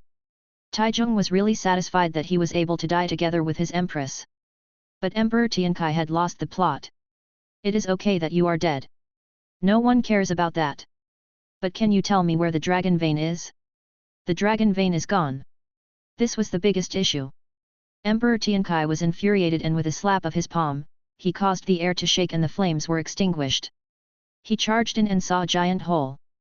The hole was so deep that it reached the dragon vein, but the entire area was empty. The dragon vein was gone. Such a huge dragon vein had disappeared. The enormous golden dragon vein which gave of a majestic aura had been stolen.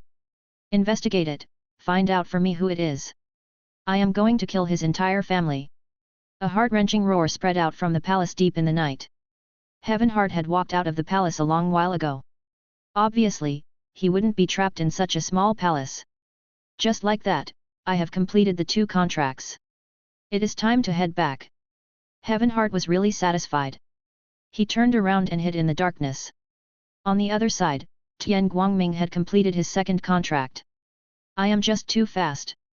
Hearing the sounds from the palace, they must have started fighting. Tian Guangming looked towards the palace and smiled in delight. It is best if Heavenheart is delayed and Master has to save him. Then, all his face will be lost. Tian Guangming had a sinister thought. He heard that Taizhong was really strong and Heavenheart might not have been able to defeat him. I can return after I complete the last contract and Master will definitely reward me. Tian Guangming said confidently as he rushed towards the 3rd location. On this day, God Capital wasn't peaceful at all. On this day, the Crown Prince had been killed, causing a huge storm in the city. Then, an old ancestor flew out from the palace to take revenge but had been killed instead. In the night, after the people in the city started to fall asleep after much difficulty, there was a loud explosion. This drew all their gazes towards the palace. Something happened in the palace. It wasn't a small matter. Ka ka ka. The army started to patrol and footsteps spread out on the streets. The soldiers hurried by and the sound of weapons and armor hitting each other reverberated, terrifying the people in God Capital. Something huge happened. At that point, everyone started to panic. God Capital, Duanmu family. The Duanmu family members left the small wooden hut with sadness on their faces. They had just said goodbye to the old ancestor. As they found out that the old ancestor was coming to the end of his life, they all felt bad. All of them always felt at ease knowing that the old ancestor was in the Duanmu family. Now that the old ancestor was about to die, that sense of ease was gone. After sending them off, Duan Muyu looked at the tired old ancestor and sighed. After losing the soul-raising tree, the old ancestor was getting older and older by the second. One could really see it happening right in front of their eyes. At this rate, not to mention 3 days, he might not even survive 1 day. Duan Muyu consoled, "Old ancestor, don't be sad. It is not good for the body." Old ancestor Duan Muyu closed his eyes. "I can leave already, but I am just waiting for some news." Old ancestor Duan Muyu was still worried about Taizhong. "Old ancestor, I have sent many scouts over and my spies in the palace will send me news too." Duan Muyu said. "You are a good kid. Remember to treat your wife well and keep the family united. You have been suppressing your cultivation and should have accumulated enough, so you can break through now." Old ancestor Duan Muyu said many things right away and his breathing became rushed. Duan Muyu felt heart-pained. He was about to tell him to stop when some scouts rushed back. "Old ancestor, the scout is back," Duan Muyu said emotionally. Old ancestor Duan Muyu opened his eyes and looked on weakly. There was a fire in the palace's restricted land. Emperor Tiankai rushed back and destroyed it with a slap. "The dragon vein has also been stolen," the scout replied swiftly. Duan Muyu's eyes opened wide, and he didn't dare to believe his ears. The dragon vein was actually stolen? The old ancestor was paying attention to something else. He heard that the restricted land was in flames and then Emperor Tiankai destroyed it with a slap. He then looked in that direction with a calm but sad expression. At that moment, old ancestor suddenly felt grateful for the Empress for setting that plot which hurt the relationship between the two of them. If not, the Duan Muyu family would have been the one to be wrapped up in the heartless matters of the palace. "Okay, then all of you head out and let me be alone." Old ancestor Duan Muyu waved his hands and chased them out. Duan Muyu hesitated for a moment before walking out. In the wooden hut, the small flame blazed and shone onto old ancestor Duan Muyu's face. "The past is like the wind, let our grievances pass along with us and disappear into the river of history. The future belongs to the young." The old ancestor sighed and closed his eyes. He fell asleep and dreamt about many things of the past. He had forgotten about some of those matters but now he was dreaming about them. A handsome man, who was a year older than him, stood in the fields and waved at him with a bright smile on his face. Beside him stood a jade-like little miss. She was beautiful and generous and shouted, "Little brother, come over." The 18-year-old Taizhong and Empress were here to welcome the 17-year-old old ancestor Duan Muyu. At this moment, old ancestor Duan Muyu smiled and chose to end his own life. No one would be 18 forever, but there would always be people who were 18 years old. Life after death would be tough, so it was best to reminisce about one's memories from when one was 18. That was happiness too. Outside the wooden hut, Duan Muyu knelt on the ground and tears flowed uncontrollably. Goodbye old ancestor. On that night, dozens of old people had their debts claimed by the Bank of the Universe. Many of them tried to fight back but Lucifer and Moon Angel defeated them. After Li Xiandao and Seven saw all of this, they nodded their heads in satisfaction, their cultivation is not bad. They didn't waste my resources. After they entered Eternal Land, Li Xiandao told them to cultivate and break through. He provided them with spiritual energy and opened the 10,000 country book depository to them. He also told them to take any god source that they needed. Li Xiandao played a small part in them breaking through so quickly. They have now grown, so you can just control the scenes from the shadows. Seven said. Not bad. I like being an evil mastermind. Li Xiandao laughed out loud. Oh right, I told you to investigate the Red Watch. How is it? Seven suddenly asked. Li Xiandao's expression didn't change. There hasn't been any news yet. Once they all return, I will send them to find it. We have to find it. Seven reminded Li Xiandao. Li Xiandao nodded and heaved a sigh of relief. Chapter 191, Holding Your Heart, Your Brain Hurts.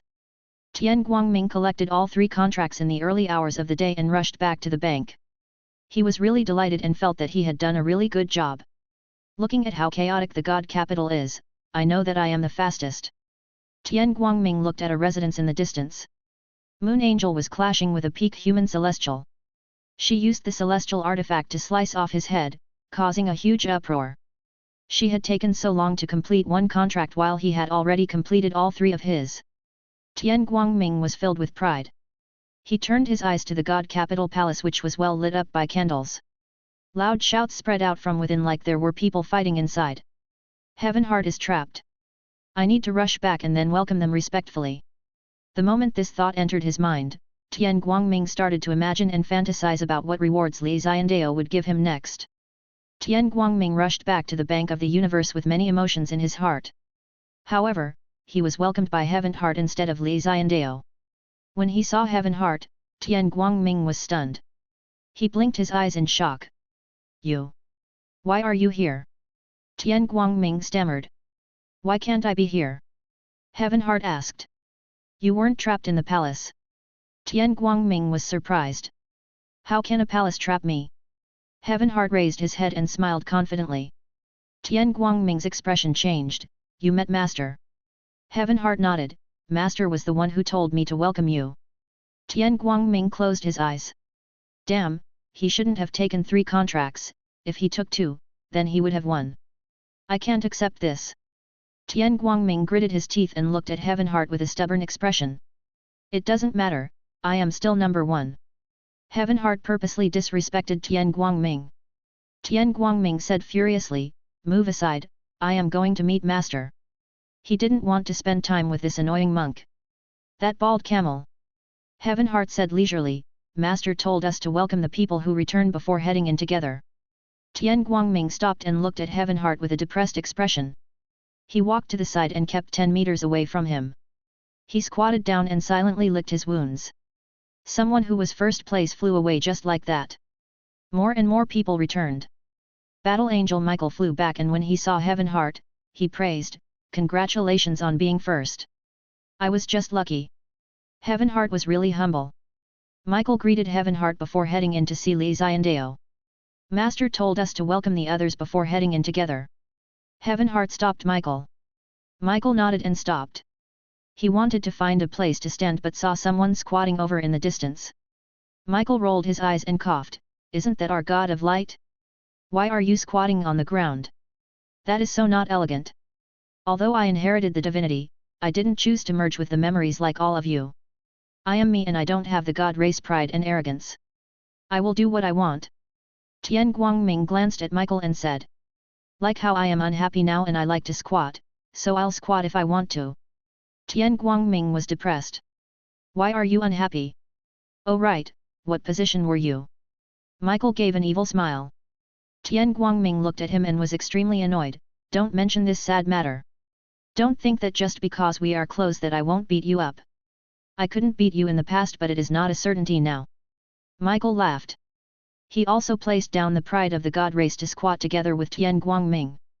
If it weren't for the fact that there were no cigarettes in this world, they would have each been smoking as they talked to each other.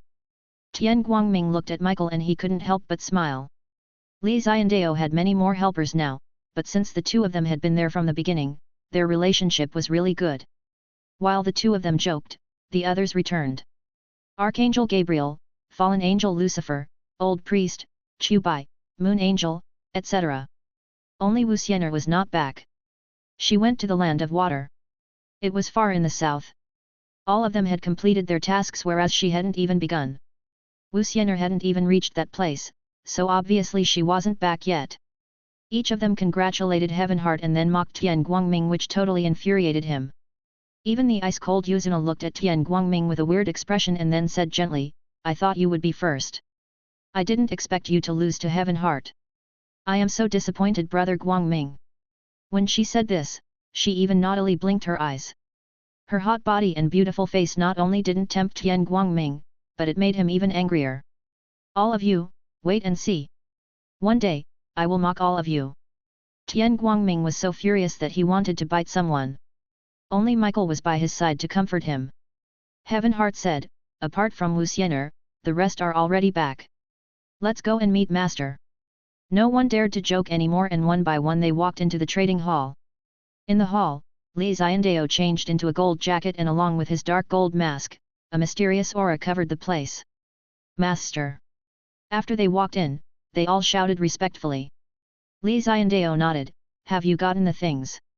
Tian Guangming wanted to step out to report but after seeing Heaven Heart, he stepped back. He was the first, so he would go first. Tian Guangming was really respectful and abided by the rules. When the others saw Tian Guangming's actions, they all tried their best to suppress their laughter. Heaven Heart smiled and stepped out. Master, I have solved both contracts. I have placed the Eternal Life Tree and Dragon Vein in storage. This is the Empress Celestial Artifact, the 10,000 Buddha bead. Li Xiandao reached out and the jade beads with many Buddhas carved onto it flew into his hands. There were definitely fewer than 10,000 Buddhas on it. But Li Xiandao shot in some of his true qi. Hong! In that instant, a strong power exploded from within. A golden Buddha appeared and a spiritual mountain could be seen around the Buddha. On it, there were 10,000 monks chanting. This was how the bead got its name. Li Xiandao dissipated the true qi and was really satisfied. You have done well. I mentioned that I would reward whoever came first place, so this is for you. Li Xiandao casually tossed the 10,000 Buddha bead to Heaven Heart. Heaven Heart smiled and said gratefully, "Thank you, Master." Tian Guangming looked on from the side and he was filled with regret. Why did he take 3 contracts? Why did he take 3 contracts? Why did he take 3 contracts? If he had taken one less, the bead would have been his? Tian Guangming covered his heart and felt a throbbing pain in his head. Chapter 192, Cunning Businessman. Tian Guangming was extremely envious as he looked at Heaven Heart. This was a celestial artifact. Everyone else was envious to a certain degree except for Moon Angel Yuzuna and Archangel Gabriel. With this celestial artifact, Heaven Heart's strength would increase further. Heaven Heart was also really delighted. He held the beads in his hand and played around with them. The beads gave out a crisp sound as they bumped into one another, which helped to calm him down. A random bump with a celestial artifact could give rise to extraordinary effects. Thank you, Master. Your kindness is the blessing of our Bank of the Universe. Heaven Heart bowed and felt really grateful. Tian Guangming felt really sour and he muttered to himself, this guy only knows how to suck up. Li Xiandao waved his hands. All these people were his direct subordinates and they were all really talented. As for celestial artifacts, if he placed them in the bank treasury, that would just be a waste. This was far different from Dali Land when he found it hard to even utilize a single celestial artifact. Now that all of them had fake celestial cultivation, they would easily be able to use celestial artifacts. Li Xiandao looked at Tian Guangming and asked, you took 3 contracts by yourself, so did you complete all of them? Tian Guangming saw that it was finally his turn, so he stepped out and said, Master, I have completed the 3 contracts.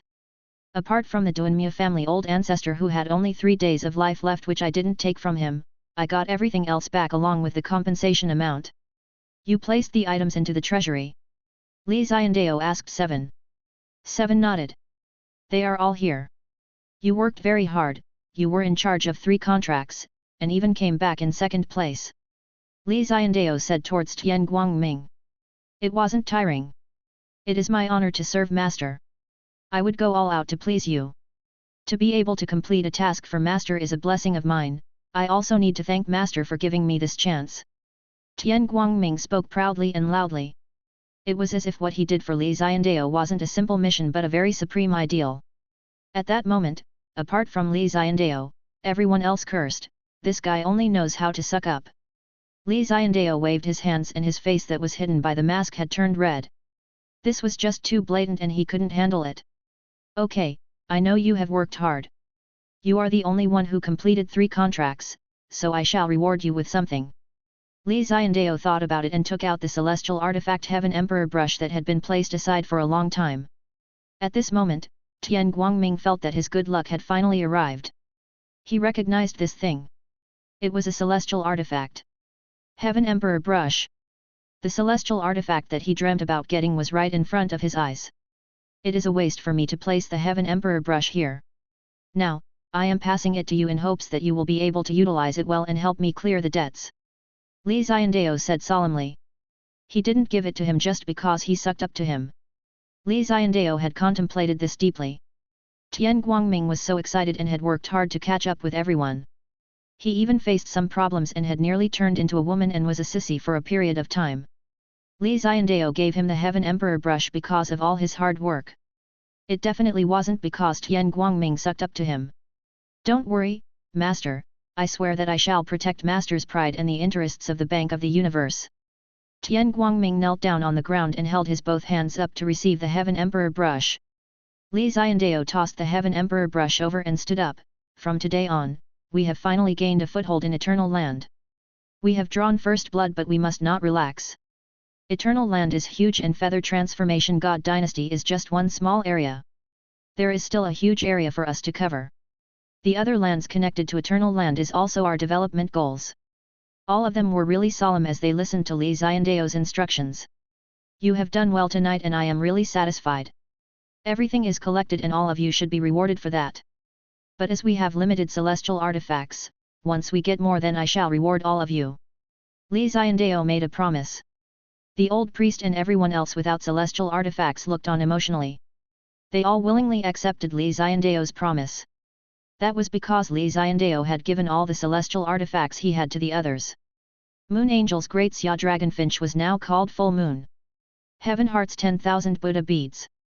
Tian Guangming's Heaven Emperor Brush. Archangel Gabriel's Celestial Artifacts Sword. All of them belonged to the Bank of the Universe and to Li Xiandao. Li Xiandao didn't take it and continued to let Gabriel use it. Li Xiandao didn't have a single celestial artifact for himself and didn't even have a weapon he could use. This was the most convincing thing as everyone trusted and believed in their master. All of you can leave. I shall open the 10,000 country book depository to all of you and you can head in to increase your knowledge. Li Xiandao thought about it before he spoke. This could be considered a small reward for the other people. Thank you, Master. All of them shouted in unison and walked in one by one. 7 praised Li Xiandao, you really are generous. You didn't even leave a single celestial artifact for yourself. Li Xiandao stood there with his arms behind his back and slowly walked out of the trading hall. He said while walking, I don't need one. Everyone in the world chases riches and fame. That is a celestial artifact, a weapon that only celestials use. Don't you feel heart-pained about it? 7 followed Li Xiandao out and asked. Li Xiandao pushed open the entrance of the trading hall. Tian Guangming and the others went out through a side entrance. Hong! The moment the entrance opened, the morning sunlight shone in which made Li Xiandao squint. He stood under the sunlight, took off his mask, and smiled at 7. Isn't the weapon that celestials use, only a weapon? If they use the weapons that celestials use, then to the people, they are celestials. If celestials do my bidding and follow my orders, doesn't that mean that I am stronger than a celestial? Li Xiandao asked 7. 7 stood there and looked at Li Xiandao. Li Xiandao's confident and charming smile caused her heart to race. You really are scheming. 7 praised Li Xiandao. Li Xiandao laughed out loud and walked to the entrance. He looked at the many mountains that were sealed. Sunlight shone from the distance and chased away the darkness. The quantity of weapons doesn't matter. What matters is whether or not it is suitable. Even if I have 100 of them, they are still useless. People must use them to increase their strengths and only then will they bring me 200, 300 or even 3,000 weapons. Li Xiandao said confidently. I just used a few celestial artifacts to make them grateful to me and make them willing to sacrifice their lives for me. Isn't that worth it? Li Xiandao asked 7. You really are a cunning merchant. 7 stared at Li Xiandao, etching his image into her mind. Li Xiandao was really handsome. Do you like a cunning merchant like me? Li Xiandao panted and asked. 7 turned around and didn't want to reply. For some reason, her heart was beating a little quicker. Chapter 193, Jianese. South of Feather Transformation God Dynasty. This place was called the Land of Water and it was a place with many inland lakes. This place had also been the grain storage area since ancient times. As long as the flood defense was constructed properly, then the people of Jianese would not lack food. This was also the reason why Jianese had always been prosperous. God capital was just the capital and the population was high because there were 100,000 aristocratic families there. But if one were to compare the lives of normal people, Jianese was better. God capital was huge but it wasn't easy to live there. Normal people felt really stressed in the God capital but it was different in Jianese. You could open your own farm, you could be a merchant, you could study, you could get into entertainment. The prosperity helped to build Jianese into the biggest state in the dynasty, even bigger than that of the God capital. In terms of politics, it might not have compared to God capital, but in terms of entertainment, it was much better. This was the place that Wu Xianer came to. When she set off, Li Xiandao told her not to rush and have some fun. He wanted her to take a look at the scenery. Wu Xian'er listened to Li Xiandao's words. Since master told her that, then that was what she did. So, she spent a full day flying to Jianese and she also didn't rush to find the owner of the contract. She spent money to hire a boatman to carry her to take a look at the mountains and rivers of Jianese. This was the first time Wu Xian'er had such a leisure time since being born and she really cherished it a lot. Wu Xian'er was really happy and emotional. As she didn't wear a veil, the guys who saw her all had expressions of awe. Some of them even headed over to flirt with her, which annoyed her. She killed 2 of them and that stopped any others from trying. Since then, Wu Xian'er started wearing a face veil. However, it only covered her eyes and snow white forehead.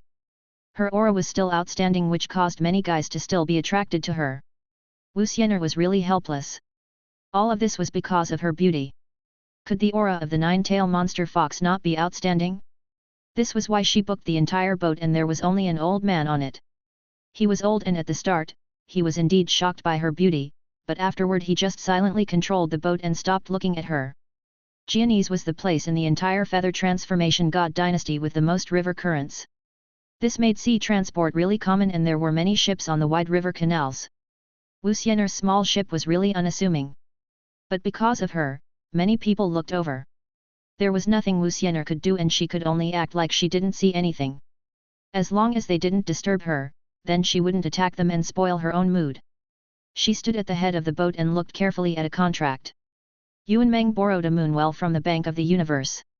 She will pay the riches from her whole family for it and return it in 10,000 years. If she breaks the contract, then she will pay with her life. This was what was written on the contract and below there was the signature of the debtor. The handwriting was really beautiful and neat.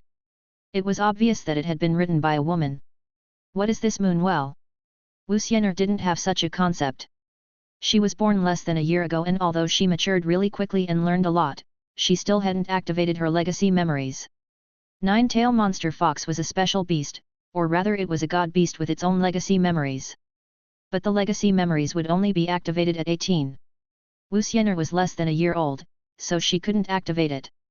This was why she didn't know what the moon well was. Boatman, do you know what a moon well is?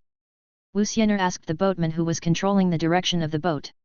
He shook his head, Fairy, I am just a boatman and not a cultivator, so I don't know. Wu Xian'er sighed helplessly and kept the contract. Lady, I do know about it. Will you give me face and come over to talk about it? Someone shouted from a sailing ship dozens of meters away. Wu Xian'er looked at the teen. He had a clean face and looked scholarly. He didn't have that lowly gaze and eager expression. Wu Xian'er thought about it and decided to head over. In truth, she just felt like no one could touch her. If the people on the boat had such an idea, then they would be the unlucky ones. Boatman, you can head back. I will head to that boat. Wu Xian'er told the boatman and then with a step forwards, her body was light as a feather. She landed on the sailing ship in an elegant manner. She was dressed in white, her hair was smooth and neat, her body shape was really beautiful and proportionate. At this moment, everyone on the ship was amazed by Wu Xian'er, no matter if they were a male or a female.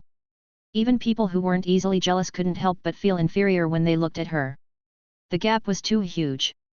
Wu Xian'er was a fairy from above and they were just dirt on the ground. The difference was like night and day. What did they even need to be jealous about? Greetings, fairy. The teen who invited her over cupped his fists. His gaze was one of excitement. It was the excitement of meeting a fairy and not like the lowly perverted gazes of the other men. You said that you know about the moon well. Wu Xian'er asked. I do know a little about it. Fairy, let's enter the cabin and I shall tell you about it in detail. The teen invited. There were many people in the cabin and many of the guys looked at her with fervent gazes. That displeased her and she shook her head. Just say what you know. I won't be going inside, so just say what you know here. The teen was stunned and he didn't expect the fairy to reject him just like that. Since you aren't willing to enter, then I won't force you to. I shall tell you about the moon well here. The teen said regretfully. He also didn't dare to force her in case he offended her. Wu Xian'er looked at him calmly. Her calm gaze made him really anxious. This moon well is a well in the territory of the monster race. The teen said. Wu Xian'er's eyes became serious. Monster race? She was a part of them. What monster race? Wu Xian'er asked. There were many races under the monster race. The monkey race, or rather the demon ape race. The teen said. Wu Xian'er said, you can continue. This race comes from an ancient demon ape bloodline and has been passed on until now. Their bloodline is really thin and they were unable to reactivate it, so they devolved into monkeys. The moon well is a special well that can help them activate their bloodline to become saint apes. The young man said. Wu Xian'er was enlightened and knew why the surname of the debtor was Yuan. Yuan equals ape. Yuan Meng equals ape dream. This was the dream of their entire race. Where are they? Wu Xian'er asked. They are in the Great Green Mountains outside Jianese and it is the base for the monster race. Humans can't enter and they can't exit either. The teen said right away. Lady, I think you shouldn't enter. The monster race is really violent and you are as beautiful as a fairy. They will do bad things to you. The teen persuaded. Wu Xian'er smiled, thank you for your reminder. You shouldn't be worried about me, you should be worried about them. I will leave. Wu Xian'er stepped on the mist and left while the teen looked on with an expression of melancholy. Mummy, I've fallen in love. Chapter 194, Monkey's Fishing Moon. Wu Xian'er flew away really quickly and she disappeared from that lake in the blink of an eye. Left behind was a sad teen who was sulking about his lack of luck. Great Green Mountain. This was the most famous mountain in Jianan and there were millions of monster race people living there. As there were many top monster experts, the Feather Transformation God Dynasty signed an agreement with them. Monster race was not to exit Great Green Mountain and humans weren't allowed to enter either. The entire Great Green Mountain had been given to the monster race and they were allowed to live and breed there. The price to pay was that they couldn't head out to hurt normal civilians. This agreement wasn't targeting the monsters in Great Green Mountain but the little monsters, those who needed blood and flesh to cultivate. They were afraid that they would massacre a large number of normal people, so they formed such an agreement. The many monsters in Great Green Mountain held up their end of the agreement and only occasionally killed some humans who entered. As for massacring large numbers of humans, that was not possible. If they were found out, they would be mercilessly killed. What was deemed as a massacre? Killing more than 5 people. That was the hard rule which resulted in the peace between humans and the monster race. With such a barrier, it made people more at ease. One curve of the river was a corner of the Great Green Mountain. After Wu Xian'er confirmed the landmark, she flew in right away. There were many dense trees on Great Green Mountain and vines tangled with one another. There were many poisonous bugs and strong beasts. Since humans couldn't enter and cut trees, the trees grew crazily and vines were all tangled up. Thus, all the roads were blocked. Wu Xian'er could only fly in midair and there was no place where she could lay foot. The thick vines were like many giant serpents that wrapped the huge trees together. Great Green Mountain was really closed up and only if it was the living space of the monster race would it be clean and would be roads. Some of them even built castles. After Wu Xian'er flew for a period of time, she saw a village. Wild boars formed their own consciousness and united to build castles to defend against outside enemies. Wu Xian'er saw that the boarmen were planting and eating plants that they were used to eating. When she saw their swelling bodies and lazy expressions, she couldn't help but smile.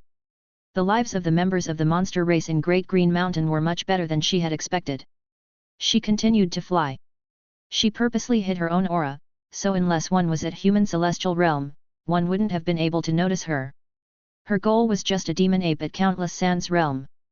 This wasn't that easy for Wu Xian'er. She continued to fly, and along the way, she noticed that this place was really well segmented. A race controlled a huge region and they didn't interfere with one another. Those who loved to eat meat would raise animals and those who were vegetarian would plant trees and plants. There were those who absorbed the moonlight and sunlight to grow. The monster race developed a suitable food chain under such an environment. This food chain had been single-handedly built by the top monster expert in Great Green Mountain. Wu Xian'er suddenly felt really interested in this top monster and she really wanted to meet such an intelligent person. But the priority now was to complete her own mission. Wu Xian'er stood on a tree and closed her eyes. She activated her ability and 9 tails shook slightly as they rose up behind her back. Tell me, where is the moon well? Wu Xian'er was asking the tree spirits. The wind blew and the flowers blew in one direction. The grass and trees all faced one direction to tell Wu Xian'er where to go. Wu Xian'er smiled really happily and innocently, thank you. After confirming the direction, Wu Xian'er swiftly headed forwards. In Great Green Mountain, there was a giant broken cliff with a waterfall smashing down.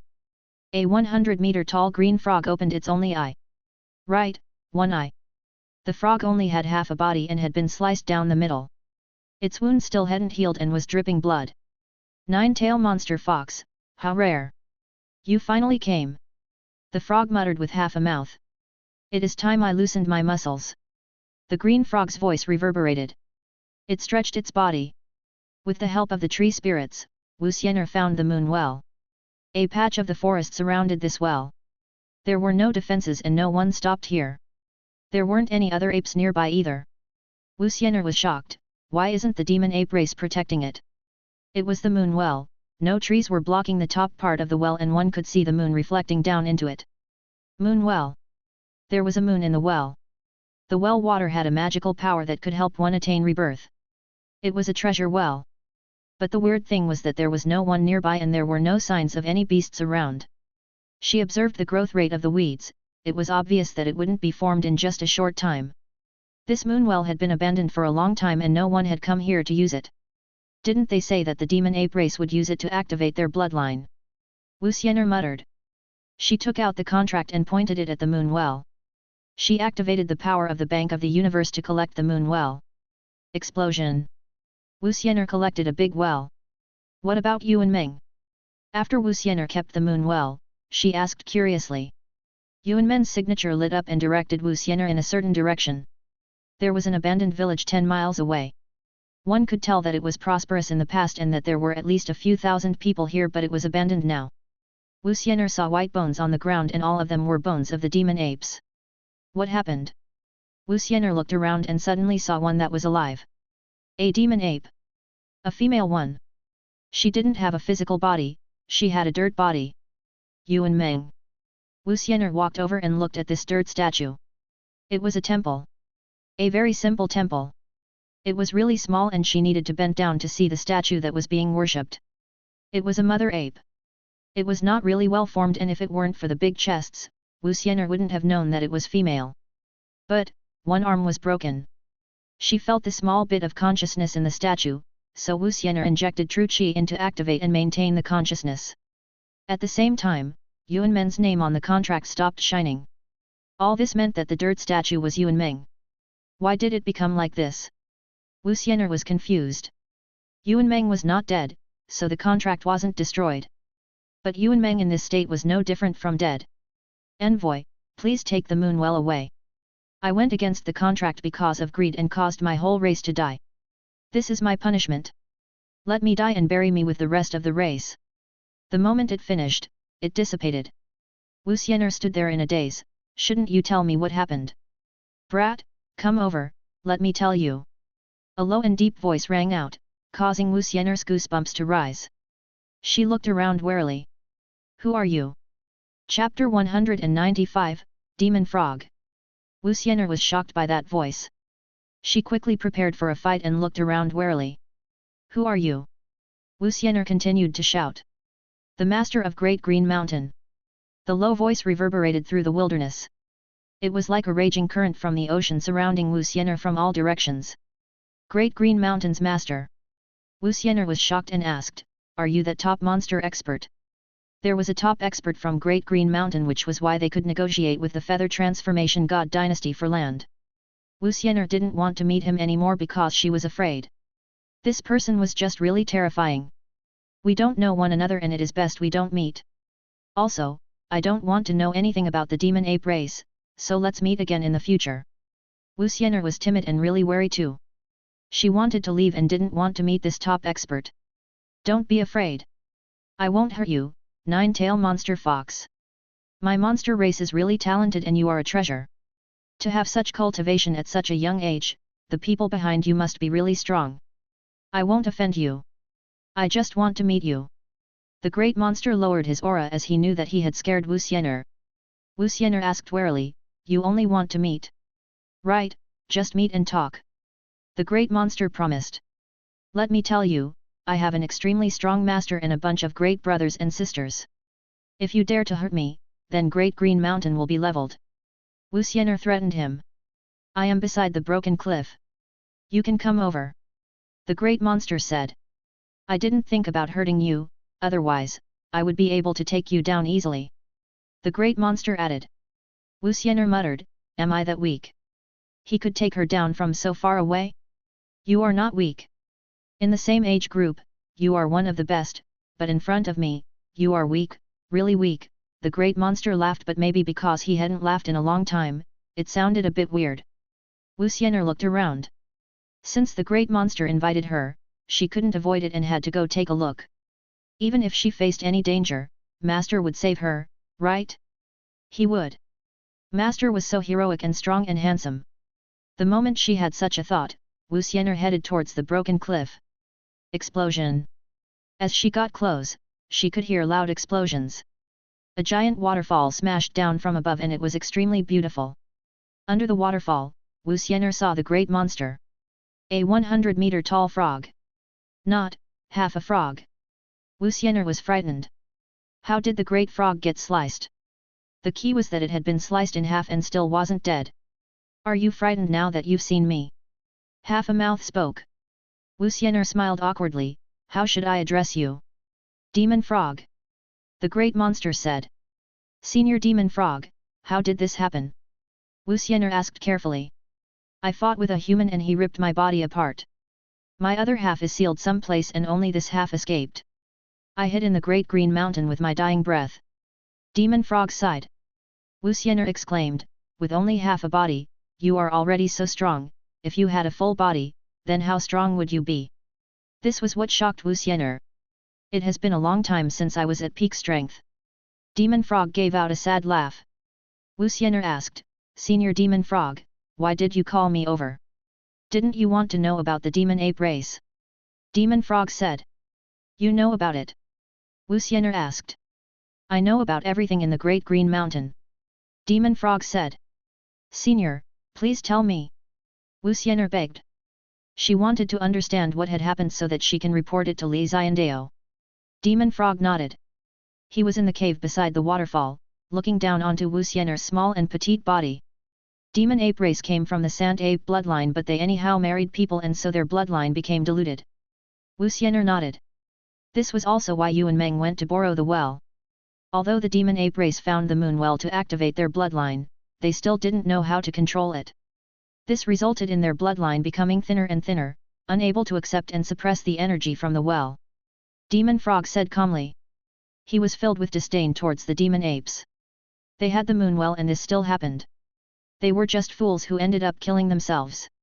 So, that was what happened. Wu Xian'er found it a little awkward. She thought that something had happened, but in the end, they were the ones who killed themselves. When the moon well activated those lowly bloodline monkeys, they couldn't handle the energy and all their bodies exploded. A whole race died just like that and the well is just abandoned there. The Demon Frog added. Wu Xian'er nodded her head. No wonder Yuan Meng said that she had harmed the race. She took out their entire fortune to exchange for 10,000 years of moon well use. But who knew that in 10,000 years, their entire race would be wiped out? Yuan Meng pushed the blame to herself and she felt really guilty about it. Wu Xian'er said regretfully, what a waste. Moonwell should have been their good fortune but it ended up as their nightmare. Demon Frog shook his head. If they knew how to use it well to modify their bloodline, then they would be the top race in Great Green Mountain.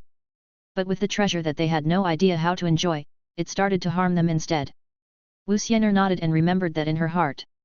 She looked at Demon Frog and asked, Can Senior tell me why you called me over?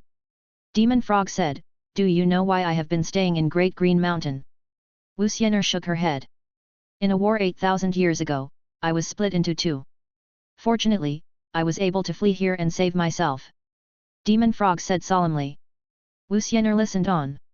I divined many times and it pointed to you 8,000 years later, nine-tail monster fox. Demon Frog said. Me? Wu Xian'er looked at the Demon Frog with a weird expression. I am only at Transcendent Realm and can't even compare to one of your fingers. How can I be your chance? Wu Xian'er was confused and took several steps back. Demon Frog didn't care about her action. It isn't because of cultivation. For 8,000 years, I have been divinating and the nine-tail monster fox will give me a chance to have a new life. This was why I didn't leave Great Green Mountain and just waited here quietly. Chapter 196, Demon Frog's Past. Wu Xian'er didn't understand why she would be the fortuitous encounter for the senior Demon Frog. She was just a little fox who had lived for only a year. She didn't have any parents, race, and was just all alone with one master. Wait. Master. Wu Xian'er was stunned and asked Demon Frog hesitantly, Senior, am I really your fortuitous encounter? Yes, so don't worry, I won't hurt you. Demon Frog nodded. Wu Xian'er hesitated, if that is the case, I am indeed able to give you a chance, but I have to ask my master. Demon Frog said seriously, who is your master? My master is the strongest and most mysterious person in the world. He will definitely be able to help you, but it will depend on whether or not he wants to. Wu Xian'er said proudly. Demon Frog didn't fully believe her, if you can help me survive this, then I will pay you back in full. Wu Xian'er didn't reply and instead, she started to contact Li Xiandao. If master helps you, then you should thank him and not me. Wu Xian'er smiled. In the Bank of the Universe, Li Xiandao and Seven sat together and looked at those scenes. Wu Xian'er and that giant half-frog sat together like an ant and an elephant standing together. Seven said, this monster is really amazing. Half its body had been sliced and it was still able to last for 8,000 years. Li Xiandao nodded and received Wu Xian'er's call. Master, I have an amazing monster here. Is he suitable to be a guest? Wu Xian'er asked. Li Xiandao said calmly, yes he is. Continue to tour Jianan. This person will get a watch to invite him to the Bank of the Universe. Wu Xian'er was delighted, thank you master, but I don't want to play anymore. I want to return to Sister Seven's side. Seven said right away, if you miss me, then come back right away. Don't listen to your master. What is there even to play in Jianan? I shall ask master to bring you to tour the Milky Way, that would be even more beautiful. Wu Xian'er said sweetly, sure, I shall come back right away. Stay safe. Seven also said sweetly. After the call ended, Li Xiandao looked at Seven with a weird expression. Why? Seven looked at Li Xiandao calmly. Is the Milky Way really beautiful? Li Xiandao asked. It is. Seven nodded. I haven't been there before and you told me to bring her there. Isn't that too generous? Li Xiandao said. Seven was annoyed, I am just being courteous. Will you bring her there just because I told you to? Li Xiandao was baffled. You are the master and have your own thoughts. I just suggested you to bring her there but you can choose not to. Seven instructed Li Xiandao. Since you already suggested, then isn't it not good not to go? Li Xiandao hesitated. We can go too, but just bring more of them. You aren't bringing her alone, or do you have other thoughts towards her? Seven said angrily. But you were so sincere just now that I believed you. Li Xiandao was speechless. It is so dangerous for her to be alone outside. We should just ask her to come back. Moreover, she misses you, so of course, I need to take care of her. But she didn't say that she missed you, so you don't need to take care of her. Seven looked at Li Xiandao and that reason made sense. Li Xiandao laughed bitterly and he had learned a lesson this time. As expected, life was the best teacher. In front of the great green mountain waterfall, Wu Xian'er looked at the demon frog and smiled confidently, done. Master has agreed and you shall meet him soon. Your master is coming. Demon frog said with a weird expression. No, something will bring you over there. Wu Xian'er shook her head. Who is your master? Demon Frog was actually a little nervous. You will know once you meet him. Your body was sliced in half for 8,000 years and none of your friends came to help you. Wu Xian'er didn't understand. My 7 brothers were suppressed and only I was able to run out with half a body. Demon Frog sighed. You have 7 other brothers? What happened? Who fought with you? Wu Xian'er asked. Ancient Buddha Land's Buddhist faction wanted to chase monster cultivators like us away for taking over their faith. Naturally, the monster race didn't agree and so a legendary battle occurred. Demon Frog recalled until now he still felt terrified just thinking about it. You were defeated. Wu Xian'er guessed. No, we won but too many people were dragged into this war. Ancient Buddha Land, Eternal Land and also other lands were swept in and an unprecedented chaotic battle ensued. In the end, the monks from Ancient Buddha Land invited several old ancestors from the 9 skies to suppress us. Demon Frog said regretfully. They didn't lose to Ancient Buddha Land but to the monks who came from above. All of them were terrifyingly strong. Demon Frog still remembered how one of them split his body into 2 with 1 finger and even his soul was shattered. If it wasn't for his stubborn life force he would have died long ago. Wu Xian'er listened, then, do you want to take revenge and take back your half of the body? Demon Frog nodded. He looked up and said, I waited 8,000 years for this chance. I don't want to prove anything, but I just want to tell that monk that I will take back what is mine. Wu Xian'er nodded, my master will love such a guest. Guest? Demon Frog was stunned. Right, strong and with deep blood debt. Someone who can give up anything for your goal is a perfect guest. Wu Xian'er evaluated. Beep. Beep. Beep. A watch beeped. Wu Xian'er's eyes lit up as a red watch appeared in mid-air. Demon Frog saw it and asked curiously, what is this? This belongs to master. Shatter it and you can see him. Wu Xian'er said. Demon Frog covered it with his claw. Kaka. The watch shattered and Demon Frog looked at Wu Xian'er, where is your master? Wu Xian'er waved, you can see him soon. I also need to rush back, so goodbye. Demon Frog wanted to ask something but the space in front of him became dark and it was as if he had fallen into endless darkness. Even if he was strong, in this darkness, he was unable to control himself and could only go with the flow. Hong! After being pushed around, his eyes lit up and he saw a giant palace in the darkness. There was a man and a woman in front of it. The guy was wearing a mask and was really mysterious. The girl was as beautiful as a fairy and she was so beautiful that other girls would be ashamed of themselves. The Bank of the Universe. Demon Frog had no interest in human girls. He looked at a stone sign to the side and on it were 4 words. Chapter 197, Your loyalty is not enough. Demon Frog was dazzled. Everything he saw previously was like a mirror that had suddenly collapsed. He appeared in a bright and golden main hall. The decorations were really elegant and there was a trading table in the middle of the hall. There was a mysterious masked man sitting there. And a top beauty was standing by his side. This was Xiandao and 7 whom Demon Frog had seen previously. The 100-meter tall Demon Frog's body had shrunk and he was now the size of a human. With a leap, he landed right in front of Xiandao. You are the master of the 9-tail Master Fox. The Demon Frog sized up Xiandao and realized that he was unable to see through him. He was shocked and asked. Yes, the Bank of the Universe Master welcomes you, my guest. Xiandao nodded his head. The Bank of the Universe. Demon Frog looked at Xiandao with one big eye and he didn't know what this place was. In the Bank of the Universe, as long as you have enough treasures, you will be able to exchange for anything you want. Xiandao said leisurely. Anything? Demon Frog stared right at Xiandao with his one eye. Right, anything. Xiandao waved his hand and a chair appeared behind Demon Frog. Sit down. Standing for a long time will make me feel like I am bullying a handicapped person. Xiandao said calmly.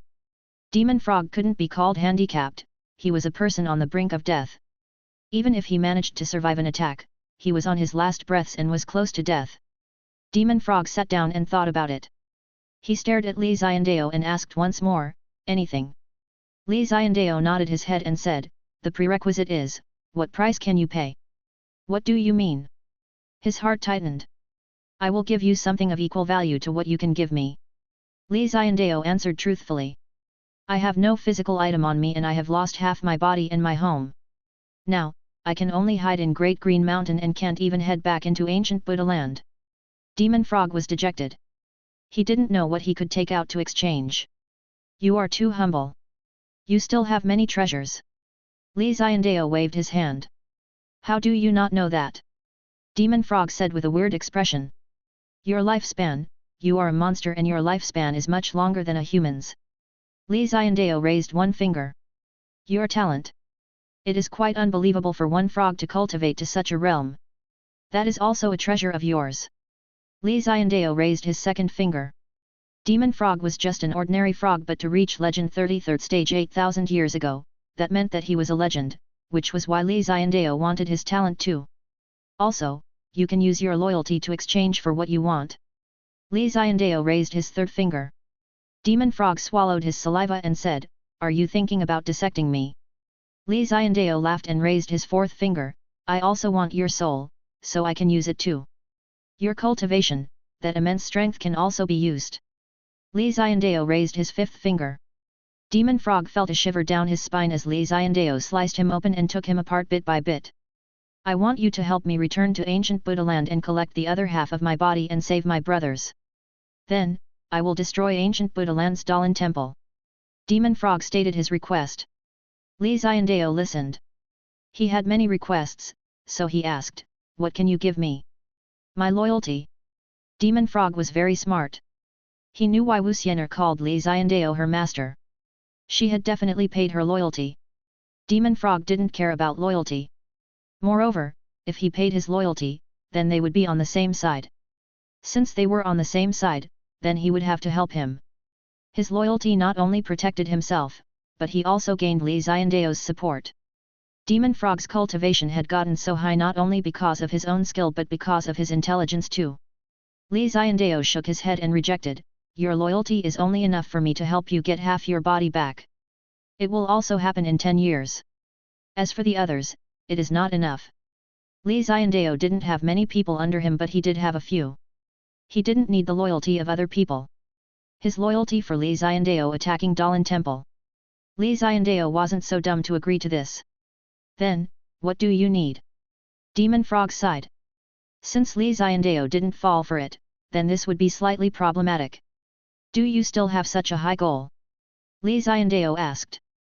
Apart from Demon Frog's own body, the Demon Frog had nothing else. Li Xiandao wouldn't fight ancient Buddha Land's Dalan Temple just for him. "Right." Demon Frog nodded his head firmly. "Then, I am sorry. Even if you dissected yourself, it would only be enough for me to take the other half of your body." Li Xiandao said regretfully. "Am I just so useless?" Demon Frog asked with an ugly expression. "It is already not bad that you can exchange for half your body. What else do you want?" Li Xiandao asked. "Let me think about how I can be valuable." Demon Frog started to think. Li Xiandao looked on at him silently and didn't have too much hope. He had hid in Great Green Mountain for 8,000 years and didn't show himself, so what other trump card could he have? Demon Frog thought about it. What other advantages did he have? Treasures? The monk from the Nine Skies shattered it. Spiritual Mountain Manor? The monk occupied it. Treasures? All of which were used up in that battle. Finished. Demon Frog realized that he really was poor. "Have you thought about it?" Li Xiandao asked. Demon Frog's face was bitter. "I have one last thing that should be worth it." Li Xiandao said in disbelief, "Go ahead. My life as well as the lives of my 7 brothers all belong to you." The Demon Frog said solemnly. Li Xiandao wasn't touched. "They won't agree. I am their big brother and we are connected by blood. Since I am trying to save them, they have to agree." Demon Frog said firmly. This was to save the 7 of them. If the 7 of them aren't strong, then it will still be useless. Li Xiandao said calmly. "All of us are at Legend Stage 33. We are just a bit away from entering the 9 skies." Demon Frog said. Li Xiandao was touched. "Moreover, I just need you to save them and not fight with Dalan Temple." Demon Frog chose to save his brothers and gave up on fighting against Dalan Temple. Li Xiandao's eyes lit up and he raised his thumb. 7. Prepare the contract." 7 took out a contract and passed it to Li Xiandao. Li Xiandao passed the contract and a brush to Demon Frog. "Sign it and the contract will immediately come into effect." Demon Frog looked at the words on the contract and occasionally he would frown. "Why do we need to wait for a period of time before we can head to ancient Buddha land?" Li Xiandao said, "That is because we haven't solved all our matters in Eternal Land." In truth, Li Xiandao wanted to give himself and his men a period of time to cultivate and strengthen themselves. Ancient Buddha Land's Dalan Temple could defeat Demon Frog and his 7 brothers, which showed how strong they were. Li Xiandao didn't have the confidence now, so he wanted to wait a little. Of course, he couldn't tell that to Demon Frog. "You have already waited for 8,000 years, so what is 1.5 more?" Li Xiandao said calmly. That did make sense. Since he could wait for so long, he could wait a while longer. He looked at the contract carefully and decided to sign it. Chapter 198, Qingcheng Mountain. After Demon Frog signed the contract, Li Xiandao kept it and said, "Once I complete Eternal Land matters, I shall save your brother and you right away. You can return to Great Green Mountain to wait. You won't have to wait for too long." Demon Frog hesitated, "You must be quick. My few brothers are suffering badly." Li Xiandao nodded his head and said, "Don't worry, with the contract here, we will abide by it strictly." Only then did Demon Frog relax. Then, he got up and left. "Remember, from now onwards you belong to me." Take care of yourself, as any loss and injury is my loss too. Li Xiandao stood up and said. Demon Frog opened his mouth. Selling himself just didn't feel good. But to save his brothers, he had to do that. Understood, master? Demon Frog said solemnly. He turned around and jumped, totally disappearing without a trace. Li Xiandao watched as he left and muttered, I need to become stronger, otherwise, this will be tough to handle. Li Xiandao had just entered Legend Realm, and compared to someone at the 33rd stage, the gap was a little huge. Li Xiandao was really wary towards Dalan Temple, who could suppress 7 at stage 33 of Legend Realm and slash Demon Frog's body into half. 7. I am heading to cultivate. Li Xiandao passed the contract to 7 while he headed towards the mountain behind Legacy Hall. Here, Li Xiandao started his suicide journey once more. When all their cultivations rose to Legend Realm, Li Xiandao obviously was no match for War God Zhaowuji, Sword God, the Priest, or Zhong Beishan. This was because they had been immersed in this realm for a very long time while Li Xiandao had just entered. Each time they fought, Li Xiandao's body would be pierced by Zhaowuji's spear, slashed by Sword God's sword, crushed by the priest, and suppressed by Zhong Beishan. Fortunately, they were in the bank of the universe and Li Xiandao couldn't die. But that didn't mean that it didn't hurt. Li Xiandao felt intense pain. Each death caused bone-deep pain which sometimes even reached into his soul. But Li Xiandao took it head-on. He was expressionless even under all that pain. It was as if he didn't care about the pain at all. Only Li Xiandao himself knew that he would rather bear with the pain and fight than stop. He came into this world with no talent and his life was in the hands of others. Just thinking about how frustrating and helpless he was, Li Xiandao felt that even if he died 100 times now, it was much better than before. After changing his talent, Li Xiandao finally got onto the right path. He had to seize the opportunity. Talent could decide his base, but hard work and discipline would define his upper limit. Li Xiandao would comprehend each dead, to study the sword, spear, Taoist, and Confucian skill, etc. Each comprehension would give him a different feeling. After this round, Li Xiandao's comprehension of the Dao would further deepen. This time he didn't rest and continued once more. Of course, since he agreed to find the priest once every 3 days, Li Xiandao didn't continue to find him.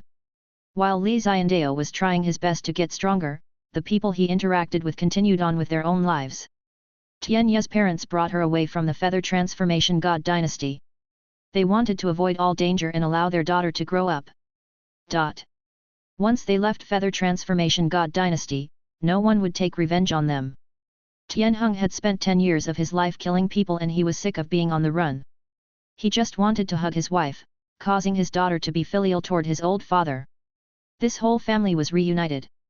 On the other side, the northern region lord was not so lucky.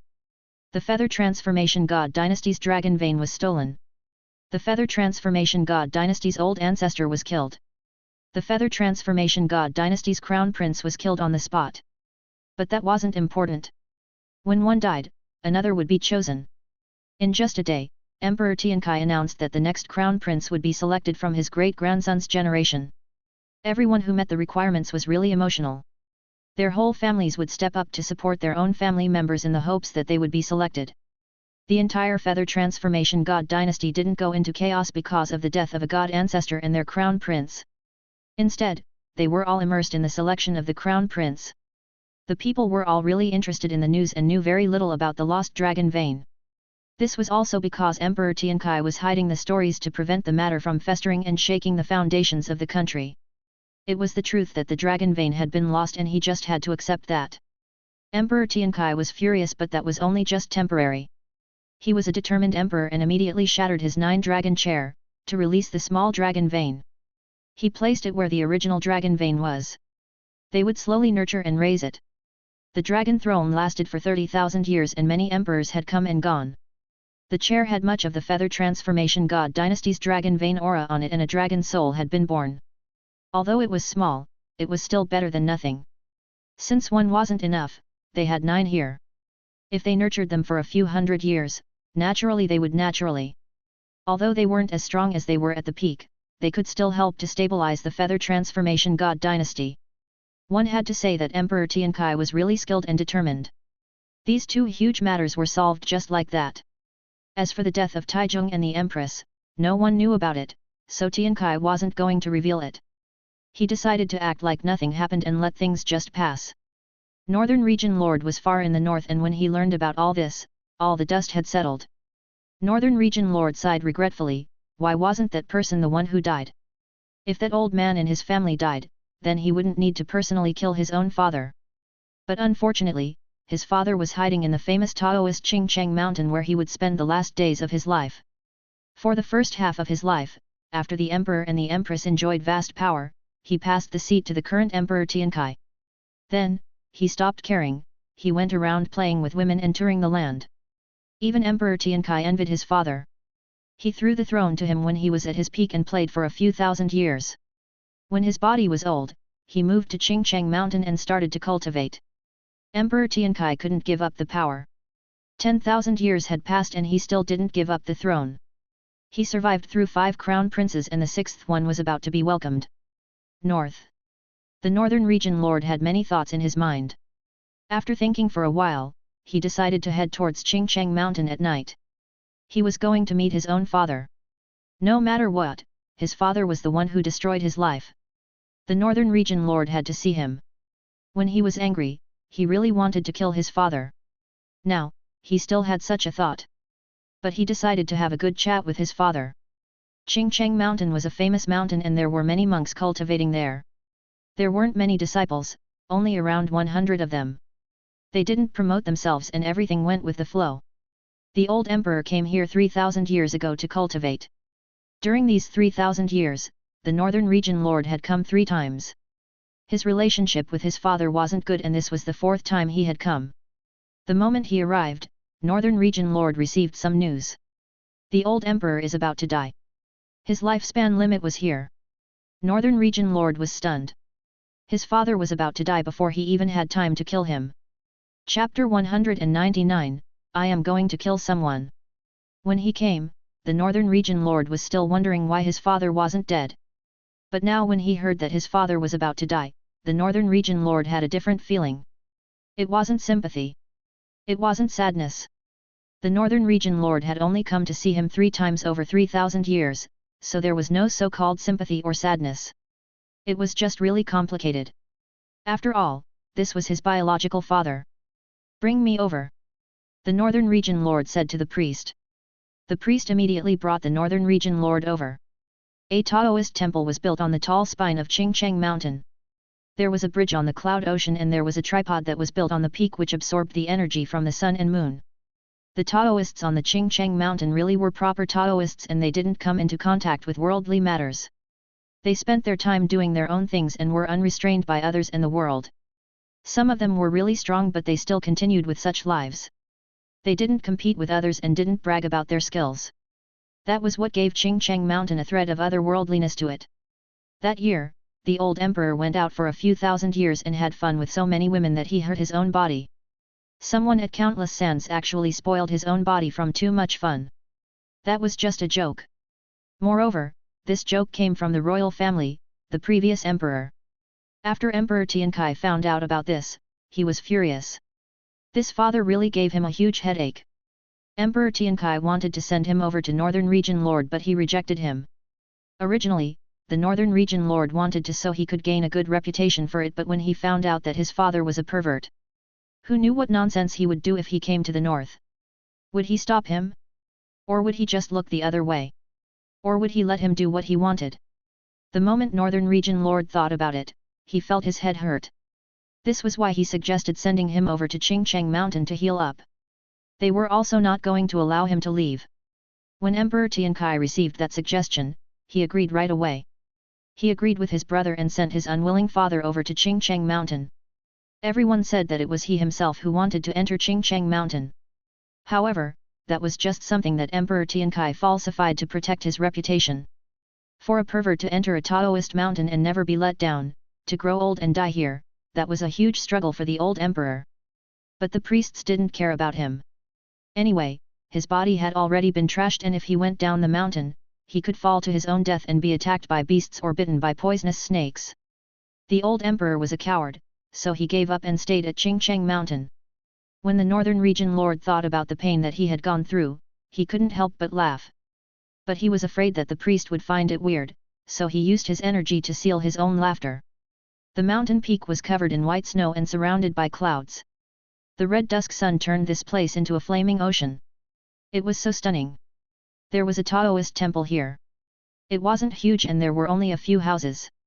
The priest said, "Northern Region Lord, the Emperor is inside. My master said that he is coming to the end of his life and that Celestials won't be able to save him. Go take a look, once he passes, you can either bring him away or bury him here." Northern Region Lord nodded, "Thank you." He smiled and left. The priests in Qingcheng Mountain didn't care about fame or money. When he saw the Northern Region Lord, they just sent the young priest to welcome him. Unless it was needed, the chief priest wouldn't appear.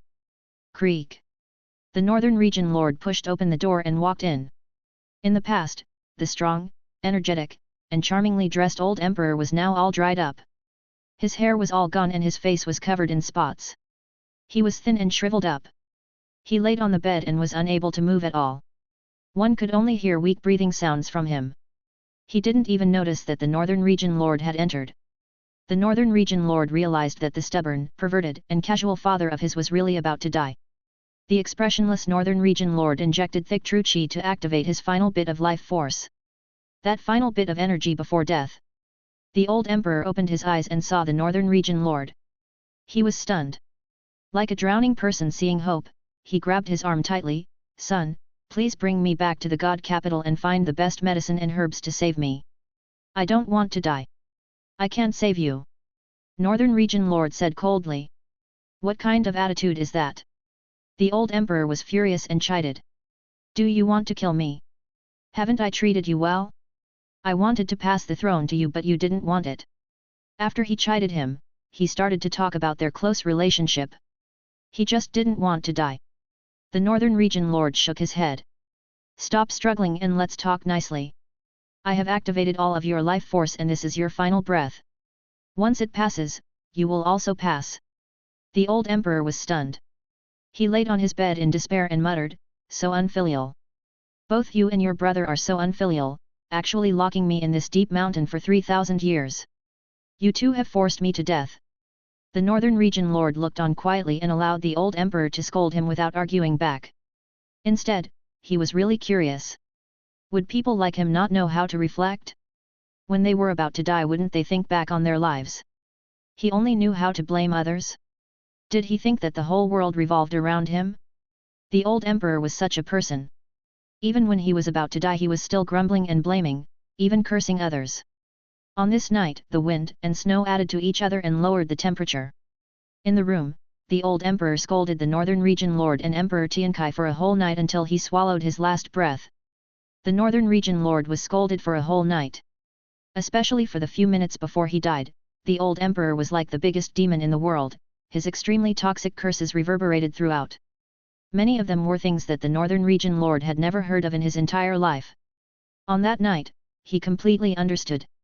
The Northern Region Lord knew how stubborn and evil a person could be. Not only him, but even Emperor Tiankai was scolded. Luckily, he wasn't here, otherwise, with Emperor Tiankai's temper, he would send him on his way.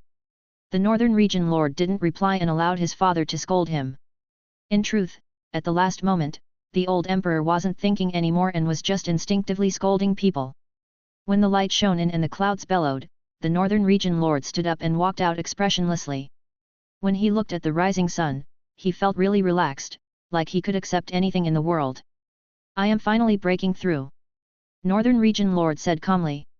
He sat in the room and had been scolded for a full night. However, that solved the biggest problem in his heart. His father, the person who gave him life, was trash. How could he be angry because of a piece of trash? The trash was dead and the world had one less problem. That was a good thing. His depressed heart was suddenly free and he saw the beauty of this ending. He stepped forwards.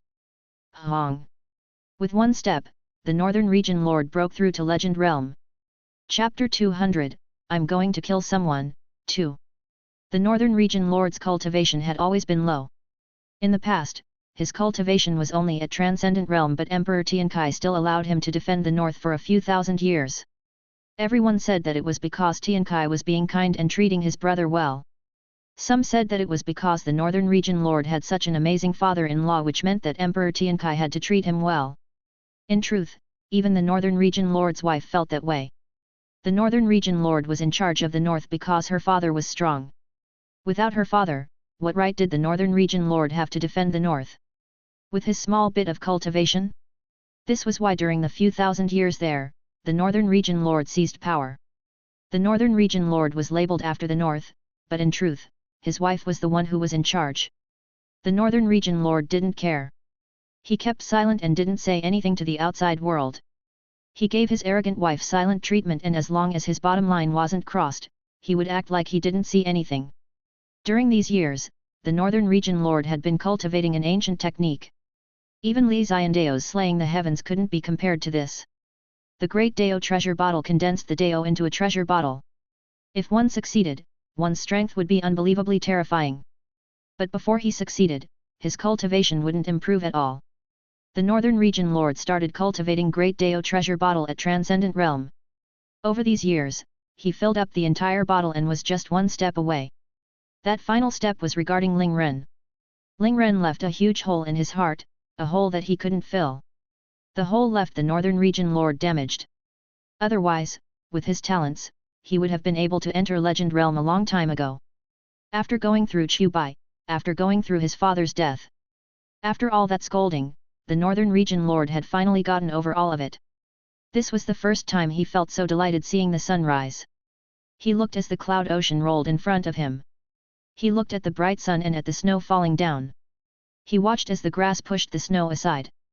The Northern Region Lord also accepted what happened. At this moment, he saw through everything that had happened.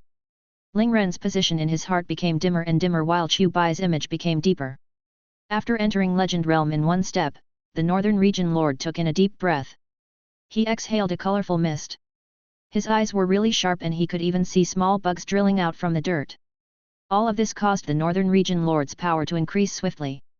At this moment, the small priest who led the way for him asked, "Northern Region Lord, my master wanted me to ask you what to do with the old emperor's corpse." The Northern Region Lord retracted his aura and walked down slowly. "Just bury him here. Don't worry about the stone steel, you can just cover him in dirt." The death of the old emperor would cause an uproar in the Feather Transformation God dynasty. After all, he was the father of Emperor Tiankai. Emperor Tiankai would want to be filial and put on a show for everyone in the world. After dealing with the God capital matter, Emperor Tiankai was already really tired. The Northern Region Lord didn't want the old emperor's death to make things worse. Moreover, he had spent 3,000 years in Qingcheng Mountain and people had stopped paying attention to him. Even if they announced his death in 1,000 years or if they never announced it in the future, no one would care. The Northern Region Lord cared about Emperor Tiankai, so he decided to bury him on the spot. "Okay. Then, Northern Region Lord, where are you heading?" The small priest asked curiously, "Shouldn't you be here by the tomb?" "I am going to kill someone." The Northern Region Lord waved his hand calmly and got off the mountain. "Kill? Kill who?" "The person who the Northern Region Lord hated the most." Apart from his father, the person that Northern Region Lord hated the most was his father-in-law. Overlord Blade Old Master Chen. He had a bandit-like name, a cross-grained face, and an overbearing nature. This was the Northern Region Lord's father-in-law. Legend Realm. The overbearing old Master Chen came from the mountains and was the old emperor's good friend. He obtained an ancient demon blade and cultivated a really strong blade technique. He killed people as easy as cutting through vegetables, he sliced right through them. Old Master Chen was called Boss Chen when he was young. He was invited by the old emperor to be his bodyguard. He gave birth to a daughter who was really beautiful and thus many suspected whether or not he was the real father. At that time, the Northern Region Lord was the biggest competitor for the throne and many said that he was definitely going to be the one. The old emperor also wanted him to take over, so old Master Chen begged the emperor to marry his daughter to the Northern Region Lord. The Northern Region Lord rejected and didn't want to accept it. For her to marry him now was obviously with ill intentions. She was only doing it for the position. But the old emperor gave the decree, so he forced the Northern Region Lord into his wedding dress and in front of all the guests, used his Legend Realm aura to suppress him to marry her. This was a huge insult for the Northern Region Lord. The Northern Region Lord had low cultivation and couldn't do anything. It was like rape. Since he couldn't block it, he could enjoy it. But the Northern Region Lord didn't want to. On the second day, he sent a letter to recommend his brother to become the crown prince and that he was willing to become a lord. This infuriated old Master Chen and his daughter. The throne was passed on just like that. If he was not the prince, with old Master Chen's temper, he would have killed the Northern Region Lord right away.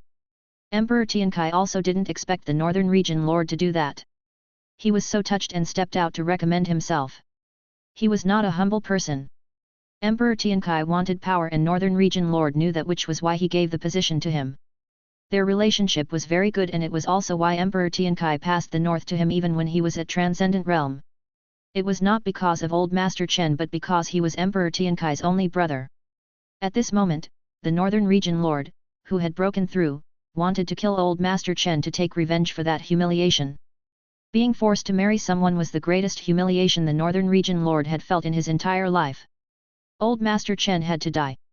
Not only this fake father-in-law, but even if the old emperor was resurrected, given how much he hated them, he would still kill them too. After heading down Qingcheng Mountain, the Northern Region Lord headed right to the north. Old Master Chen had recently come to see his daughter and was resting in the city. The Northern Region Lord wasn't afraid of anything. He rushed over with his aura on full flow. Like a mountain, he hollered, "Overlord Blade, come out and prepare to die." Explosion. Legend Realm aura suppressed everyone in the city and made it really unbearable. When they looked up and realized that it was the Northern Region Lord, they were all shocked.